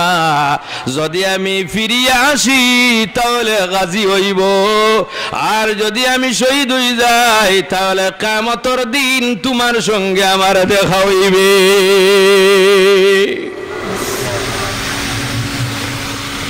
তরবারে নিয়া উহুদের যুদ্ধে আল্লাহর হাবিব আলাইহিস সালামে আওয়াজ দিলা, ও আমার সাহাবায়ে কেরামরা দেখো আমার কোন সাহাবী কোন জায়গার মধ্যে তার লাশ আছে। কোন সাহাবের গোসল দিও না, বিনা গোসলে দফন করো, কারণ রক্ত মাখা শরীর, রক্ত মাখা কাপড়, এই শরীর থেকে কিয়ামতের দিন মুশকে আম্বরের সুগন্ধ বাইর হইবে। আর আল্লাহর দরবারে সাক্ষী দিবা যায়, আল্লাহ আপনার দিনের স্বার্থে নবীর খাতিরে আমার জীবন পর্যন্ত দিয়ে আমি সাহায্য করছি। আল্লাহ সুবহানাহু ওয়া তাআলা জিজ্ঞাসা করবা তোমাদের মনের কি আশা? এরা উত্তর দিবে, আল্লাহ ইন্নী উক্তালু ফি সাবিলিল্লাহি ফাউহিয়া ফাউক্তালু ফাউহিয়া ফাউক্তালু ফাউহিয়া ফাউক্তালু। ইয়া রাসূলুল্লাহ আমাদের মনের বাসনা আবার দুনিয়াতে দেও, আর শান্তি প্রতিষ্ঠিত করার উদ্দেশ্যে আবার আমরা নিহত হইতাম, আবার জীবিত হইতাম, আবার নিহত হইতাম, আবার জীবিত হইতাম। আল্লাহ সুবহানাহু ওয়া তাআলার ইরশাদ, আর নয় রে আমার নবীর জন্য তোমরা প্রাণ বিসর্জন দিছ, যাও আমি আল্লাহ তোমাদের জন্য জান্নাত তৈরি করে রাখছি, জান্নাতে যাও। একজন মেলুক দৌড়িয়ে উপস্থিত। আল্লাহর হাবিব যখন ঘোষণা দিলা তোমরা বিনা গোসলে দফন করো, তখন একজন মেলুকে সেই মুহূর্তে আল্লাহর হাবিবের কাছে নিবেদন করতেছে, ইয়া রাসূলুল্লাহ সবাই রে গোসল দিও না, কিন্তু একজন রে গোসল দিতে লাগবে। ওই একজন যে তিনি হইলা আমার স্বামী হযরতে হানজালা রাদিয়াল্লাহু তাআলা আনহু। আমার স্বামীর উপর গোসল পড়ছিল। আমার স্বামী যখন নবীজির আওয়াজ যখন আমার স্বামীর ওখানে গিয়ে পৌঁছিছে, আমার স্বামী গোসলের অপেক্ষা না করিয়া, গোসল না করিয়া জিহাদের ময়দানে আসিয়া শহীদ হয়ে গেছে। গতিকে ওনার শরীরের উপর গোসল ফরজ। ইয়া রাসূলুল্লাহ আমি ওনার স্ত্রী, আমি আপনার কাছে নিবেদন করতেছি আপনি গোসল দিয়া কিন্তু দফন করতে লাগবে। আল্লাহর হাবিবে ফরমান তালাশ করো কোন জালায় হানজালার লাশ। দেখা যায় হযরতে হানজালার লাশ মাটিতে নাই। চিন্তায় পড়ে গেল, লাশ হয়ে গেল। সামান্য পরে সাহাবায়ে কেরামেরা দেখতেছেন হযরতে হানজালা রাদিয়াল্লাহু তাআলা আনহুর লাশ আকাশ থেকে ওই মাত্র গোসল দিয়া কাফন পিন্দাইয়া আকাশ থেকে নামানো হইতেছে।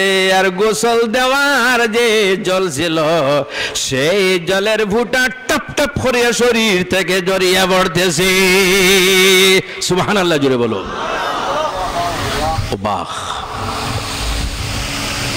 সাহাবায়ে কেরাম, অবাক।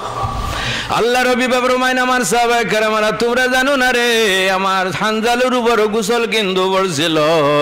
আল্লাহ সুবহানাহু ওয়া তাআলা পছন্দ করলেন না। আল্লাহ আকাশে উঠাইয়া জান্নাতের জল দিয়ে গোসল দিয়া কাফন পিন্দাইয়া আল্লাহ জমিন নামাই দিছ। এটা হইল নবীর প্রেমের ফলাফল। যাই হোক আমার ভাইরা বলতেছিলাম ইসলামের যত বিধান আছে সমস্ত বিধানের মাধ্যমে কি হয়?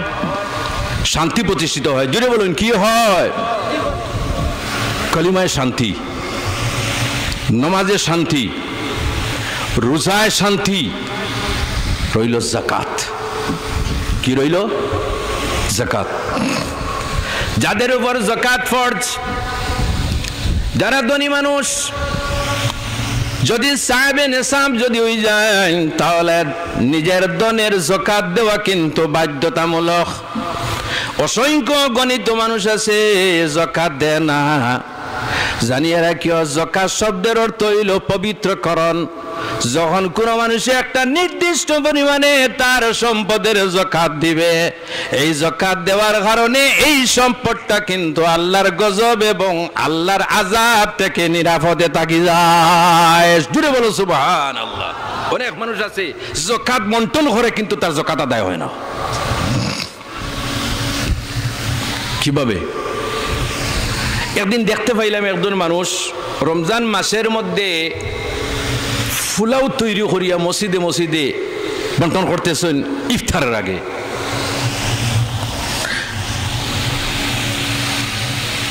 প্রায় দিন দেখি এইভাবে। জিজ্ঞাসা করলাম, আজি সাহেব আপনি যে পোলাও বন্টন করতেছেন ইফতারের আগে প্রত্যেক মসজিদে মসজিদে খুব ভালো কাজ, কিন্তু এটা কি কারণে? বলে হুজুর আপনি জানেন না আমি যাকাত দিই। আর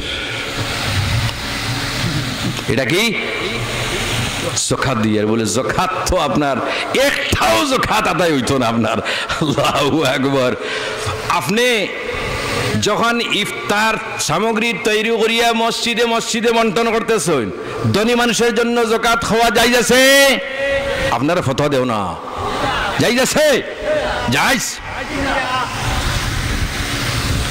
বর্তমান যুগে আমার ভাইয়েরা অনেক না জায়েজ জিনিস হালাল বানাইয়া খাস করা হইতেছে, আর অনেক জায়েজ জিনিস না জায়েজ বলিয়া হারাম বলা হইতেছে। জানেন আপনারা সৌদি আরবে বর্তমান শাসক যে আছে ইবনে সালমান, সে কিন্তু গোটা মক্কা মদিনা শরীফ এবং পবিত্রতা যেটা আছে সেটারে ধূলিসাৎ করতেছে। নাইট ক্লাব তৈরি করছে, নাইট ক্লাব বানাইছে, কিন্তু নাম হইল হালাল নাইট ক্লাব। আচ্ছা আপনারা এখন চান নাইট ক্লাব আবার হালাল হইতে পারেনি? জি মাথো না খানে হালাল হয়? নাউজুবিল্লাহি মিন যালিক। নিজের জন্য যা করে সমস্ত হালাল, আর নবীর নামে যা হয় সমস্ত হারাম। নাউজুবিল্লাহি মিন যালিক। যাই হোক, এটা উদাহরণ। তো রমজান মাস যাকাতের টাকা দিয়া যদি কোনো মানুষে পোলাও বন্টন মসজিদে মসজিদে করে তাহলে যাকাত আদায় হইবে। কারণ কি? যাকাত ধনী মানুষের জন্য খাওয়া জায়েজ আছে না। তাহলে ইফতারের সময় গরিব মানুষ তখন জি, আমার মনে হয় আপনারা এইদিকে মনে হয় একটু জোরে করে হও না। ইফতারের সময় শুধুমাত্র গরিব মানুষ থাকে? এমনও মানুষ আছে যে ব্যক্তি রোজা রাখে না কিন্তু ইফতারের সময় প্রথম লাইনে ভাই ভাই আছে কিনা? কোন এক মানুষ রোজা রাখে না কিন্তু সেহরি ইফতার বড় ডাট। ইফতারে মসজিদে গেলে দেখা যায় প্রথম সবে, আর সেহরির সময় কিন্তু 3 বাড়ির মানুষ ডাকিয়া সেও সেহরি খায়, কিন্তু দিনে রোজা রাখে না। কি করে? আওয়াজ দেও না, এখানে আপনার ডরায়নি, এখানের মানুষ নাই, ডরাইও না। রোজা রাখে না। জিজ্ঞাসা করাইল ভাই সেহরি বড় শানদার অবস্থায় চলে, ইফতারও তো এগারে প্রথম খাতারে, ও রোজাটা রাখো না কেন? বলে আপনারা মাসলা জানেন না, রোজা রাখা ফরজ, সেহরি খাওয়া হইল কি মাসলা জানা নাই? সুন্নত। সেহরি খাওয়া, একটু জুড়ে আওয়াজ দাও, সেহরি খাওয়া সুন্নত, ইফতার করা সুন্নত, ইফতার করা সুন্নত। আচ্ছা আমি ফরজ আদায় করলাম না বলা, আমি কিতা সুন্নত ছাড়িয়া কিতা দিন থেকে বাড়ি যেতাম নি? চিন্তা হটাই।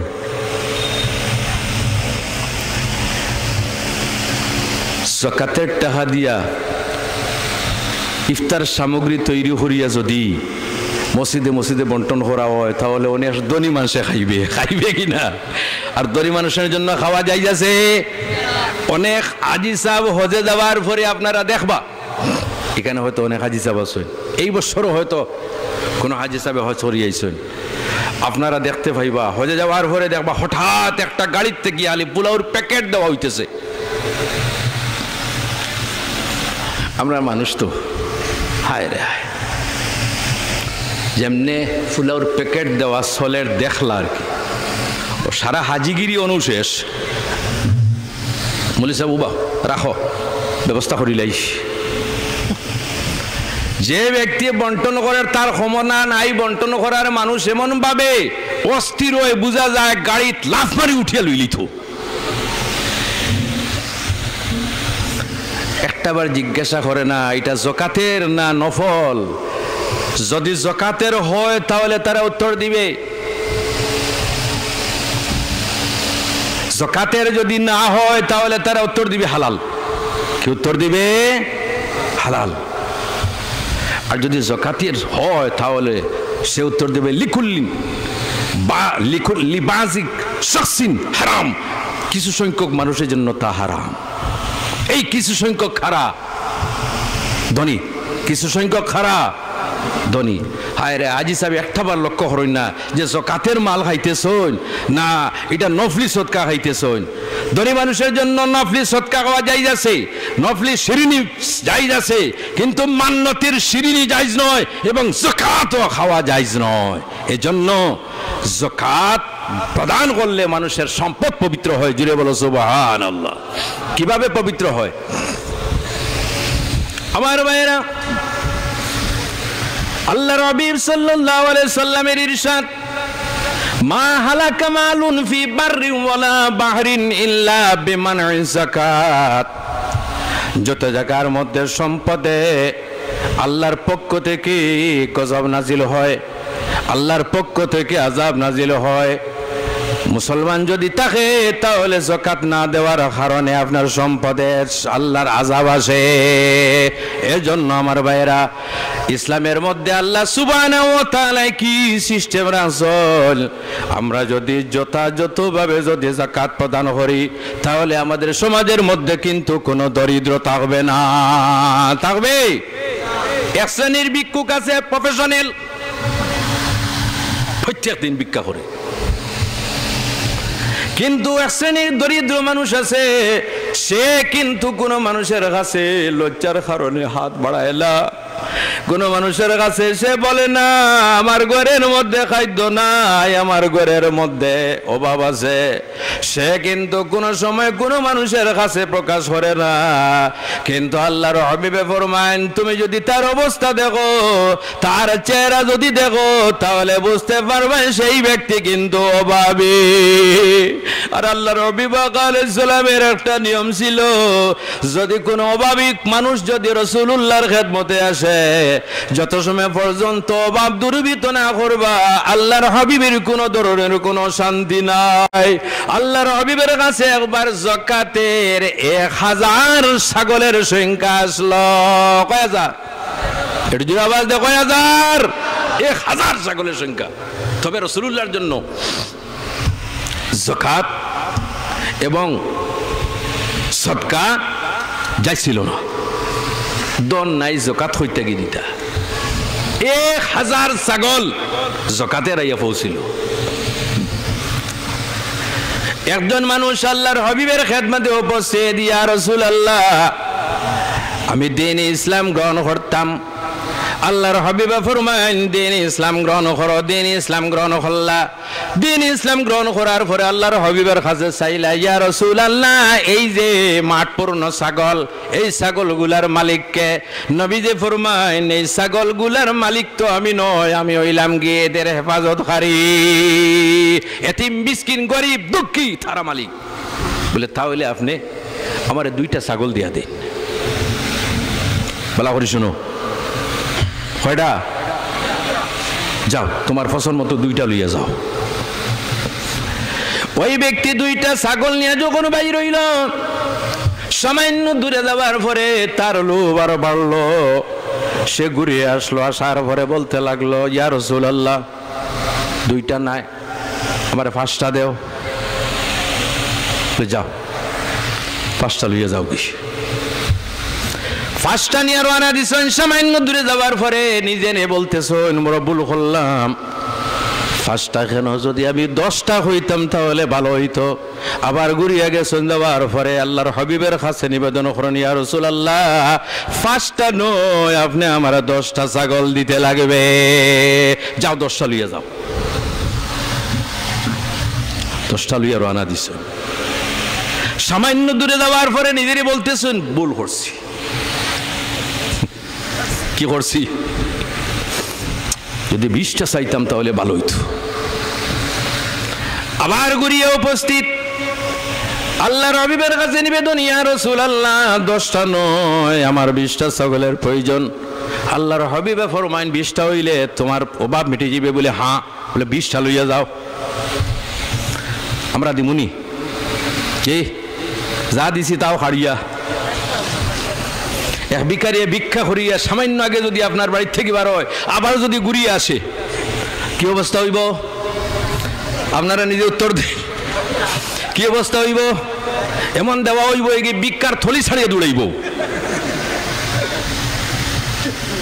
বারবার। এই তো হইলে নবীর প্রমাণ আমার ভাইয়েরা। আল্লাহর হাবিব আলাইহিস সালাম রে আল্লাহ এর জন্য রাহমাতুল লিল আলামিন বানাইয়া পাঠাইছেন। নবীরে বিরক্ত করা হয় কিন্তু নবী বিরক্ত কোন সময় প্রকাশ করইলা। আল্লাহর হাবিব বলেন 20টা ছাগল তোমার লাগে লইয়া যাও, 20টা ছাগল 20টা ছাগল নিয়ে বাইর হইছেন। সামান্য দূরে গিয়ে ওখানে ইয়া রাসূলুল্লাহ আমার 20টা নয়, আমার কিন্তু 40টা ছাগলের প্রয়োজন আছে। নবী যে ফরমাইল লইয়া যাও। এমন এক ব্যাংক অ্যাকাউন্টের বস্তা খুলে দিলিস জি 40টা লইয়া রানা রাস্তাত গিয়া হইলা আমার আত্মকবুল হরিলেছি জি। একবার শূন্যের প্যাকেট লোয়ার পরে দ্বিতীয়বার যদি খেয়ে লইলায় জি হায় কত দমক, ঠিক না? আবার ঘুরিয়ে আইছেন আমার পরে আল্লাহর হাবিবের কাছে নিবেদন করতেছেন ইয়া রাসূলুল্লাহ আমার 20টা নয় 40টা নয় 100টা ছাগল আমার লাগবে। আল্লাহর হাবিব ফরমায় এই মাঠ পূর্ণ ছাগল আছে, আমি নবী যে তোমারে ক্ষমতা দিয়া দিলাম 100টা ছাগল লইয়া যাও। জুড়ে বলো সুবহানাল্লাহ। যে নবীর কাছে কোনোদিন কোনো মানুষে কোনো কিছু চাইলে লা শব্দ অর্থাৎ না শব্দ বাইর হইছে না, কিন্তু একটা জায়গায় রাসূলুল্লাহর জবান থেকে লা বাইর হইতো। এই জায়গাটা হইল লা ইলাহা ইল্লাল্লাহু মুহাম্মাদুর রাসূলুল্লাহ। 100টা ছাগল লইয়া রানা। যাই হোক রাস্তায় গিয়া হইলে আমি তো মারাত্মক ভুল করে লিছি, এখন আর 100 নাই 200 নাই কমু সারা দিলাও।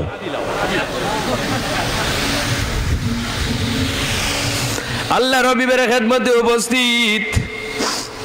আল্লাহ রবিবে ফরমান তুমি আবার খেরো করে আসলাই। ওই সাহাবে উত্তর দেন ইয়া রাসূলুল্লাহ 100 নয়, আমি আপনার কাছে চাইতেছি যত ছাগলের দল আছে সমস্ত আপনি আমারে দিয়া দেও। আল্লাহর হাবিবে বলবেন ঠিক আছে আমি নবীজি তোমারে সমস্ত 1000 ছাগল দান করলাম। ছাগলের দল লইয়ারও আনা। গ্রামে যখন গেছই যাওয়ার পরে মানুষের দলের দৌড় আরম্ভ হয়েছে। ইরি অমুক তো এত ধনী নাই, অত ছাগলের মালিক হইতে কি হইলা? ই প্রশ্ন থাকতে পারে কিনা? ওই সাহাবী বাড়িতে গেছেন, যাওয়ার পরে চতুর্দিক থেকে যখন মানুষ বাইরে রয়েছে, বাইরে জিজ্ঞাসা করতেছে অমুক তোমার কাছে এত ছাগল কোথার থেকে আসলো? ওই সাহাবী উত্তর দেন তোমরা ভুল করতেছ রে, এখন পর্যন্ত সময় আছে। আমি নবীজির কাছে গিয়া যখন দিন ইসলাম গ্রহণ করছি আল্লাহর হাবিবে আমারে এমন দন দিছেন, এমন দন দিছেন, গোটা গ্রামের মধ্যে আমারে ধনী বানাই দিছেন। আরে আমার গ্রামের মানুষ ভুল করিও না রে, এখন পর্যন্ত সময় আছে, নবীজির কাছে গিয়া তোমরা মুসলমান হয়ে যাও।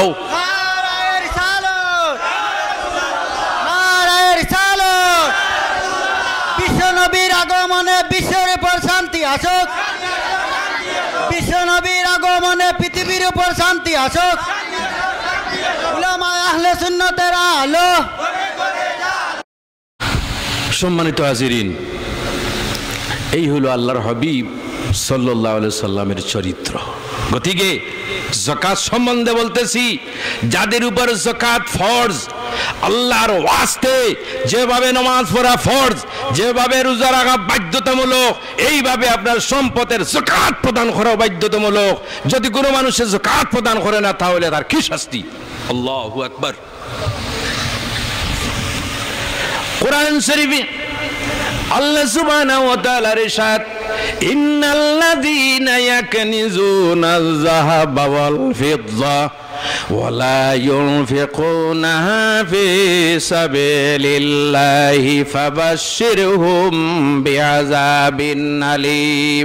যারা নিজের সম্পদের যাকাত দেবে না, সম্পদ সঞ্চয় করে রাখবে, তাদের জন্য আল্লাহ সুবহানাহু ওয়া তাআলার পক্ষ থেকে কঠিন শাস্তির কিন্তু সুখবর আছে। আচ্ছা, সুখবর শাস্তির হয়? জি, সুখবর শাস্তির থাকে? কখনো না। এখানে আল্লাহ সুবহানাহু ওয়া তাআলা নির্দেশ, যাকাত না দিলে মারাত্মক ধরনের শাস্তির সম্মুখীন হবে। গতিকে কার অবস্থা কি ধরনের আমি তো নিজে জানতেছি না, একটা সীমা আছে। মাসলা মাসাইল যদি আপনারা জানতে চান তাহলে বাসস্ট্যান্ডি সাহেব আছেন বা আরো হক্কানি উলামায়ে কেরাম আছেন, তাদের কাছ থেকে আপনারা ডিটেলস যাকাতের মাসলারা আপনারা গণনা করবা। যাকাতের মাধ্যমে নিজের মাল, নিজের সম্পদ, নিজের টাকা নিরাপদে থাকে। এজন্য আমি বলতেছি, যদি কোনো মানুষের ফিক্সড ডিপোজিট যদি টাকা থাকে তাহলে এর উপর যাকাত আছে। এখন তো মানুষে ব্যাংক টাকা রাখতে ডরায়। জি, একটা রুমার সত্য ঘটনা না মিথ্যা আমি জানি না, বেশি টাকা রাখলে সরকারে নিয়ে গিয়া, জি এটা রুমার উঠছে কিনা। এখন যদি কোনো মানুষে বাড়িতে রাখে, এটা হতা হইয়ার নিজের তো অত টাকা নাই, কিন্তু আছে তো টাকা আলা মানুষ, আছে কিনা? আবার আগের মতো শুরু। শান্তি আছে? শান্তি আছে? এর জন্য আমার ভাইয়েরা, পৃথিবীতে শান্তি নাই। যদি শান্তি প্রতিষ্ঠিত হয় তাহলে ইসলামের বিধানের মাধ্যমে শান্তি প্রতিষ্ঠিত হয়। ইসলামের বিধানের মাধ্যমে শান্তি প্রতিষ্ঠিত হয়। আমি বলতেছি না এই ভারতের মধ্যে দিন ইসলামের বিধান চালু হোক, আমাদের দেশ গণতন্ত্র, কিন্তু আমি বুঝাইতেছি কিভাবে শান্তি প্রতিষ্ঠিত হয়। আপনারা যারা হজে গেছুন আপনারা দেখতে পাইবা, যখন আজান হয় তখন দলে দলে মানুষ কিন্তু নামাজের মধ্যে আসে, আসে কিনা? জি, দোকান খোলা থাকে না বন্ধ থাকে? খোলা থাকে। দোকান খোলা থাকে না বন্ধ থাকে? খোলা থাকে। সোনার দোকান খোলা, রূপার দোকান খোলা, কাপড়ের দোকান খোলা, বিভিন্ন ব্যবসায়ী মানুষের ব্যবসার দোকান খোলা, কিন্তু কোন মানুষের চুরির নজরে দৃষ্টিপাত করে না দোকানের দিকে, কোনো সময় না। আর আমরার অবস্থা, দোকান খোলা তুই যদি আল্লাহর হাওলা করিয়া যদি নমাজ আসো, এরপরে গিয়া দোকান নাই, খালি করতে করতে দোকান ভাঙ্গে ফেলাই দিছি, ঠিক কিনা আমার ভাইয়েরা? এমন অবস্থা কোন কারণে? কারণ কি? কানুন আছে, আছে কিনা? কানুন আছে কিনা? একটু জোরে আওয়াজ দেও। দেশের কানুন আছে কিনা? নিয়ম আছে কিনা? সংবিধান আছে কিনা? সবকিছু আছে, কিন্তু বাস্তবেই তো করা হয় না। একটা চোর যদি ধরা পড়ে আর পুলিশের থানায় নে, তাহলে গুয়াহাটি থেকে টেলিফোন, হ্যালো, হ্যাঁ থানার ওসি, ঠিক হ্যালো নিয়ে খাফিয়ে মোবাইল হয়ে যায় রাত থাকিয়া, কি হয়েছে? এটা আমার মানুষ, ছাড়ে দাও। ছাড়িয়ে দেওয়া হয় কিনা? একটু জোরে আলাপ করো না আপনারা, না ডরারায় ছাড়িয়ে দেওয়া ছাড়া পায় কিনা? ইগুয়ার বাহাদুর হয়, আরে কোনো কিচ্ছু হয় না। এজন্য আমার ভাইয়েরা, দেখা গেল সৌদি আরবে দোকান খোলা, কোনো মানুষ চুরির উদ্দেশ্যে দোকানে ঢোকে না, কিন্তু সেই জায়গায় কিন্তু শাসনের ভয় আছে। এই শাসনটা হইল, যদি কোনো মানুষ চুরি করে আর প্রমাণিত হয়ে যায় তাহলে তার ডান হাত কাটা যাইবে, কিন্তু আপনি যদি সৌদি আরবে যাও তাহলে কোনো মানুষের হাত কাটা দেখতে পাইবে না। কোন কারণে? শাসন করা ডরে মানুষ কখনো কোনো মানুষের মালের প্রতি কোনো সময় লোভ করে না, দোকানে ঢুকে না। কিন্তু আমাদের সমাজের অবস্থা হইল এমন ভাবে, যদি কোনো মানুষ এই মুহূর্তে, আমি আপনাদের কাছে বলতেছি, এই মুহূর্তে যদি কোনো মানুষের 10,000 বান্ডিল যদি হাতের মধ্যে যদি সে নে, আর যদি হাটিয়া, আমার মনে হয় এই যে থানা আছে না, কত দূর হইবে? কয় কিলোমিটার হইবে? কয় কিলোমিটার? 3 কিলোমিটার। 10,000 টাকার বান্ডিল যদি এসে এই বাস স্ট্যান্ডটাকে যদি হাতের মধ্যে লইয়া যদি থানা পর্যন্ত যায়, তাহলে আমার মনে হয় না সে আপনার বাঁচবে। ঠিক কিনা আমার ভাইরা? এই হলো আমাদের পরিস্থিতি। আচ্ছা, এইভাবে কি তার শান্তি প্রতিষ্ঠিত হইবে? জি, পুলিশের ক্ষমতা আছে, এজন্য এক কথায় প্রকাশ করা হয়। আমি বানাইছি, যে বেশি খায় এক কথায় বলে পেটুক। সামান্য দুরুশির পড়ো না, আমারও সময় গেছে, সংক্ষিপ্ত করে নিব। পড়ো দুরুশির পড়ো। আল্লাহ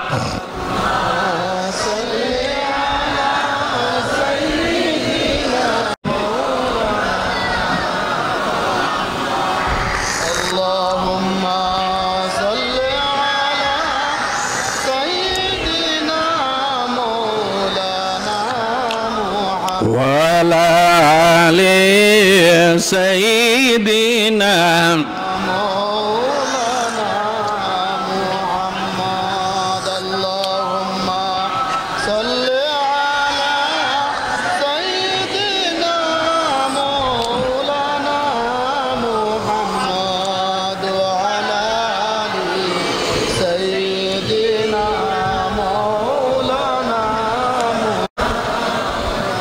وعلى آل।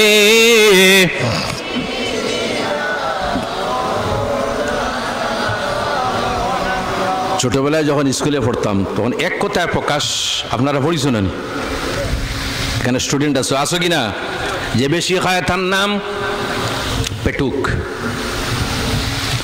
যে বেশি কথা বলে তার নাম বাচাল, তার নাম আমি তৈরি করছি। যা সহজে দমন হয় না তার নাম দুর্নীতি, যা সহজে দমন হয় না তার নাম, ঠিক কিনা আমার ভাইরা? একটু চিন্তা করিও। চক্ষু তাকতে অন্ধ, যদি কেউ তাহলে আল্লাহর ওয়াস্তে আমার উপর একটা করিও না। সবার কথা বলতেছি না, এক শ্রেণীর চক্ষু তাকতে অন্ধ কোন মানুষ? পুলিশ। যদি কেউ তাহলে আল্লাহর ওয়াস্তে আমার উপর একটা করিও না, রাস্তায় বেরাস্তারা করিও না। বাস্তব কথা বলতেছি, ঠিক কিনা আমার ভাইরা? সামনে দিয়ে ডাকাত যার, চোর যার, সেদিকে লক্ষ্য নাই, তার লক্ষ্য শুধু মালবর্তী টাক। কোনটা? এক কথায় প্রকাশ, চক্ষু তাকতে অন্ধ। কি?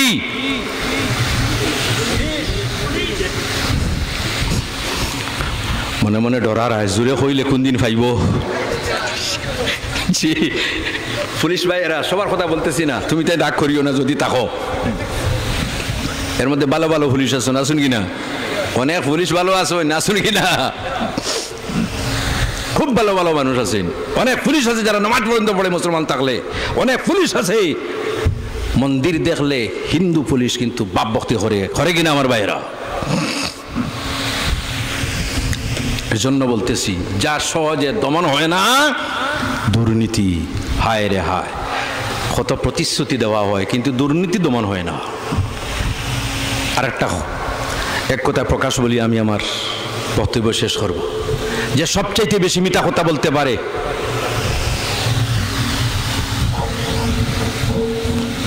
কইতাম আমার সঙ্গে আপনারা একমত আছো? একটু জোরে আওয়াজ দেবে, একমত আছো? যে সবচাইতে বেশি মিথ্যা কথা বলে নেতা।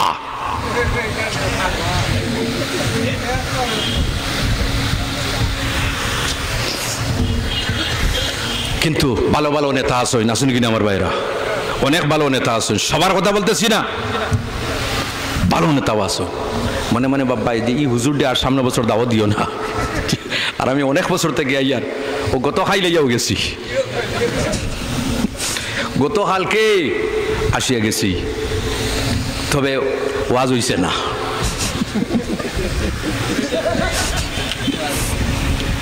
ষাট তারিখ প্রোগ্রাম লিখে লিছি, 3 তারিখ দায়িত্ব ছিল কিন্তু কমিটির মাঝে মধ্যে একটু খবর লইতা।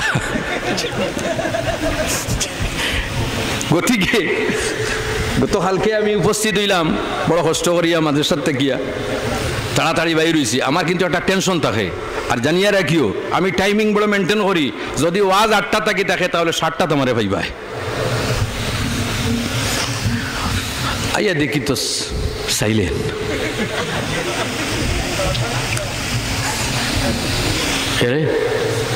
মাইকের আওয়াজও নাই, ওয়াজও নাই, শ্রোতাও নাই। মনে মনে ভাবছি মনে হয় আজ তাড়াতাড়ি শেষ হয়ে গেছে নাকি তা। একটু ঢুকিয়া খবর পাইলাম, জি না হুজুর আপনি তো অ্যাডভান্স আই গেছে, ওয়াজ তো আইস না, ওয়াজ তো আগামী খাই। কষ্ট আছে জি। গতিকে যদি প্রোগ্রামের দাওয়াত নেও তাহলে মাঝে মধ্যে রিমাইন্ড দিও। এত ব্যস্ত মানুষ, আপনারা মনে মনে ভাববাই শুধু ওয়াজ নিয়ে ব্যস্ত। না না, ওয়াজ নিয়ে ব্যস্ত নাই। বর্তমানে যারা চাকরিজীবী এরা বুঝবে, আর বিশেষ করে যারা আমার সারাজন, যারা অশান্তির সৃষ্টি করতে চায় তাদের যদি দমন করি তাহলে আর অশান্তির কোনো সৃষ্টি করার সুযোগ থাকবে না। আল্লাহ সুবহানাহু ওয়া তাআলা আমাদের প্রত্যেকের নবীর জন্মদিবস উপলক্ষে আজকের যে প্রোগ্রাম, আজকের যে মাহফিল, আমার পক্ষ থেকে আমি দেশবাসীর কাছে, বিশেষ করে হাইলাকান্দিরবাসী যারা আছেন প্রত্যেকের কাছে আমি আবদার রাখতেছি, নবী শান্তির, কোরআন শান্তির, ধর্ম শান্তির, ইসলাম শান্তির, নবীর বাণী শান্তির, কোরআনের বাণী শান্তি, গতিকে আমরা সবই মিলিয়া শান্তি প্রতিষ্ঠিত করব। আল্লাহ সুবহানাহু ওয়া তাআলা আমাদের প্রত্যেকেই তৌফিক দান করুন। সবাই বলেন আল্লাহুম্মা আমিন। ভাইয়েরা, এত সময় পর্যন্ত আমরা আল্লাহ এবং তার হাবিব সাল্লাল্লাহু আলাইহি সাল্লামের আমরা গুণগান গাইলাম। আসুন আমরা প্রত্যেকে মহব্বতের সাথে, সম্মানের সাথে দাঁড়াইয়া আল্লাহর হাবিবের উপর নাজরানায়ে সালাম পেশ করি। ইয়া নবী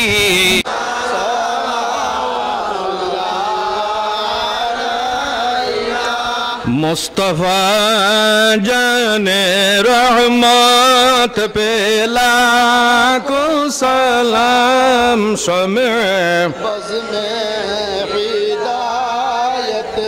জুড়ে জুড়ে মুস্তাফা জানে রহমত পে শমে বজ মে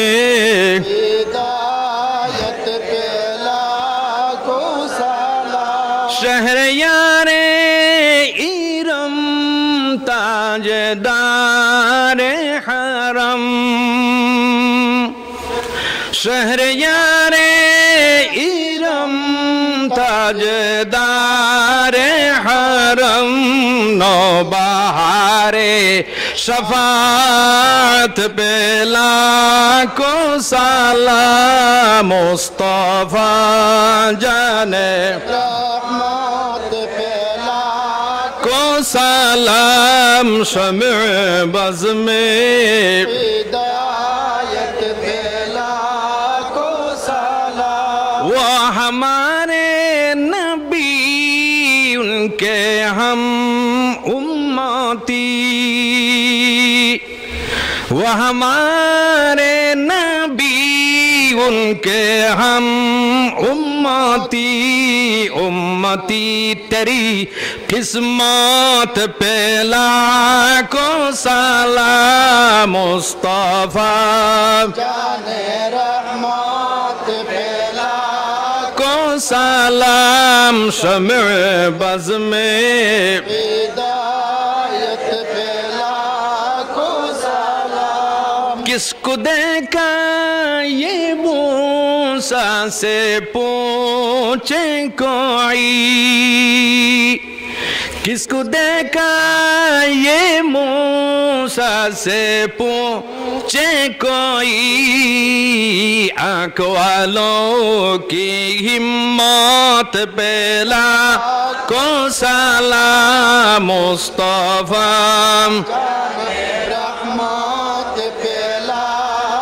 सलाम, शम्अ बज़ में हिदायत पे लाखो सलाम। इमाम अहले सुन्नत तो आशिक़े मुस्तफा, इमाम अहले सुन्नत तो आशिक़े मुस्तफ़ा सैयदी आला हज़रात पे को सलाम मुस्तफ़ा जाने को सलाम शमे बज़ में को सलाम शमे बज़ में लाखों सलाम या नबी सलाम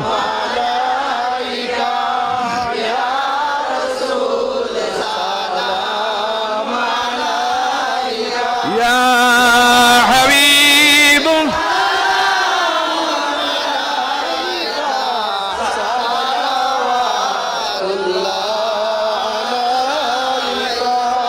আমাদের মনের বাসনা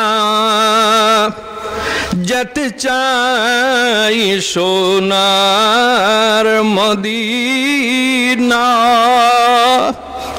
কোন পথে হইব রওয়ানা বলে দাও শাহে মদিনা ইয়া নবী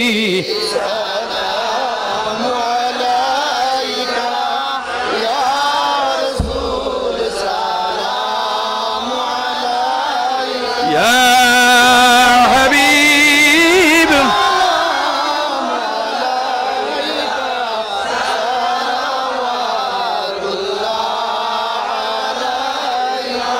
ইয়া রাসূলাল্লাহ ওয়া ইয়া হাবিবাল্লাহ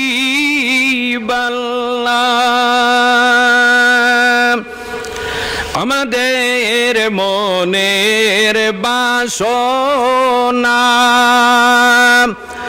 আমাদের প্রাণের ভাবনা আমাদের মনের কামনা যেতে চাই সোনার মদিনা ইয়া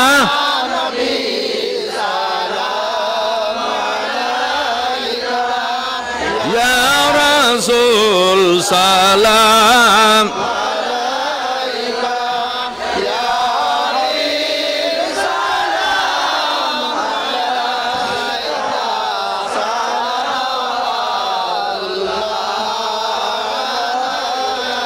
ইয়া রাসূলাল্লাহ ওয়া ইয়া হাবিবাল্লাহ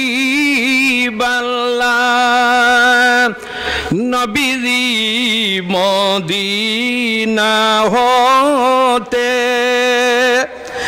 আশিকদের পারেন দেখিতে এ গুলাম খবরে রাখিতে লইবেন গো মায়ার কুলেতে ইয়া নবী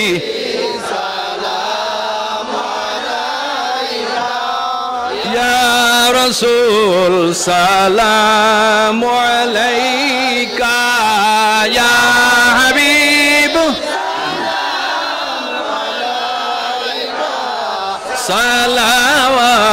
সালাওয়াতুল্লাহ ইয়া রাব্বি সাল্লি ওয়া সাল্লিম ইয়া রাসূলাল্লাহ शफाअत कीजिए लिल्लाह मुहम्मद या रसूल अल्लाह मुहम्मद या रसूल अल्लाह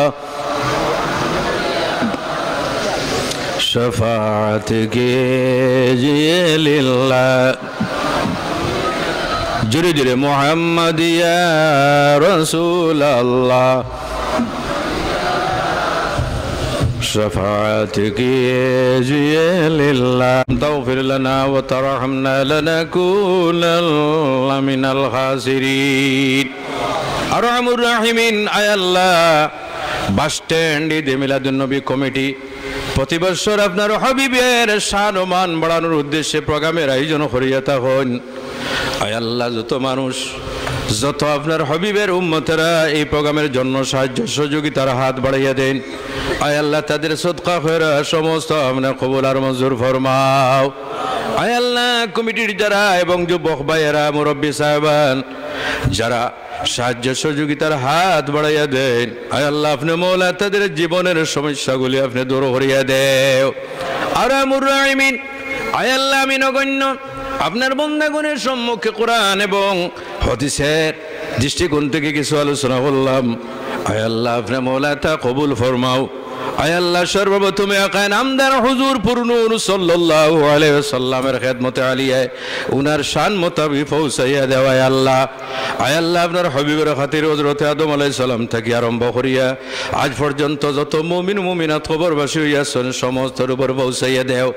বিশেষ করে আমাদের মা বাপ যারা কবরের বাসিন্দা হইয়া গেছে, আয় আল্লাহ অন্ধকার খবরে কি অবস্থায় আছেন আমরা তো নয়নে দেখি আর না, কিন্তু আপনার রহমতের উপর আশা আছে। আয় আল্লাহ আমাদের পক্ষ থেকে সবের তুফা পৌঁছাইয়া তাদের কবর জান্নাতের টুকরা বানাইয়া দেও। আয় আল্লাহ আমরা যারা পৃথিবীতে আছি আজ পর্যন্ত যা কিছু ভুল কুটি করছি আপনার দরবারে ক্ষমা আর মাফ করিয়া দেও। আয় আল্লাহ আমাদের দিকে চাইলে হয়তো আপনার দয়া লাগবে না, মায়া লাগবে না, কিন্তু মানবতার কান্ডারি নবী কুল শিরোমণি মুহাম্মদুর রাসূলুল্লাহ সাল্লাল্লাহু আলাইহি ওয়াসাল্লামের চেহারা মোবারকের দিকে যদি চাইলাও তাহলে নিশ্চয় মায়া করবা। আয় আল্লাহ আপনার নবীজির খাতিরে আমাদের জীবনের সমস্ত গুনাহগুলি মাফ করিয়া দাও। আয় আল্লাহ আমাদের প্রত্যেকের যত অসুস্থতা আছে সমস্ত আপনি নিরাময় করিয়া দাও। আয় আল্লাহ অনেক অসুস্থ মানুষ দোয়া চাইছিল, আয় আল্লাহ কারণ কাক কোন গাঁটো আটটানো অবস্থায় আছে, আয় আল্লাহ আপনি মওলা ভালো জানতেছ। আয় আল্লাহ প্রত্যেকের নৌকাটারে আপনি বেমারের ঘাট থাকি বিপদের ঘাট থাকি না জান দিয়া শিফার কিনারার মধ্যে পৌঁছাই দিলাম। আয় আল্লাহ, আয় আল্লাহ রাহমুর রাহিমিন যা কিছু আলোচনা করা হইল, আয় আল্লাহ এই আলোচনার মাধ্যমে আমাদের আয় আল্লাহ জীবনটার নেক আমলের মাধ্যমে আলোকিত করার ক্ষমতা দান করো। আয় আল্লাহ, আয় আল্লাহ আমাদের যত ধরনের অসুবিধা আছে, সামাজিক অসুবিধা, আর্থিক অসুবিধা, ব্যবসায়িক অসুবিধা, রাজনৈতিক অসুবিধা, পারিবারিক অসুবিধা, আয় আল্লাহ যত ধরনের অসুবিধা আছে আপনার গায়বী শক্তি দিয়ে আপনার সমাধান হরিয়া দেওয়া। আয় আল্লাহ রব্বুল আলামিন আমাদের দেশে দেশে পরিবারের শান্তি প্রতিষ্ঠিত করো। আয় আল্লাহ যত মানুষেরা আমাদের দেশে সমাজের মধ্যে অশান্তি সৃষ্টি করতে চায়, বিভেদ তৈরি করতে চায়, আয় আল্লাহ আপনি মৌলা তাদের হেদায়েত নসিব করো। আয় আল্লাহ রব্বুল আলামিন, আয় আল্লাহ আপনার দরবারে নিবেদন করতেছি মানুষ হিসাবে আমাদের অন্তরের মধ্যে যাই যে থাকবে শরীয়তের মোতাবিক আমাদের প্রত্যেকের যাই যে সেগুলি আপনি পূর্ণ করিয়া দেও। আরহামুর রাহিমিন, আয় আল্লাহ যারা পড়াশোনার মধ্যে আছেন বিবেক বুদ্ধি জ্ঞান দিয়া দেও, বড় বড় জ্ঞানী বানাও, গুণী বানাও, কিন্তু ইমানের দামন থেকে আপনি কোনো সময় সরাইও না। আয় আল্লাহ একদিন দুনিয়ায় ছেড়ে আমাদের যাওয়ার সময় আসবে, সেই সময় আপনার হাবিব আলাইহিস সালাম আমাদের সম্মুখে রাখিও। আয় আল্লাহ নয়ন বরি দেখাইও এবং আমাদের জবান থেকে জীবনের শেষ কথাটা বাইর করাইও, লা ইলাহা ইল্লাল্লাহু মুহাম্মাদুর রাসূলুল্লাহ। সুবহান রাব্বিকা রাব্বিল ইজ্জাতি আম্মা ইয়াসিফুন ওয়া সালামুন আলাল মুরসালিন ওয়াল হামদুলিল্লাহি রাব্বিল আলামিন। আমিন। আসসালামু আলাইকুম ওয়া রাহমাতুল্লাহ। সম্মানিত হাজির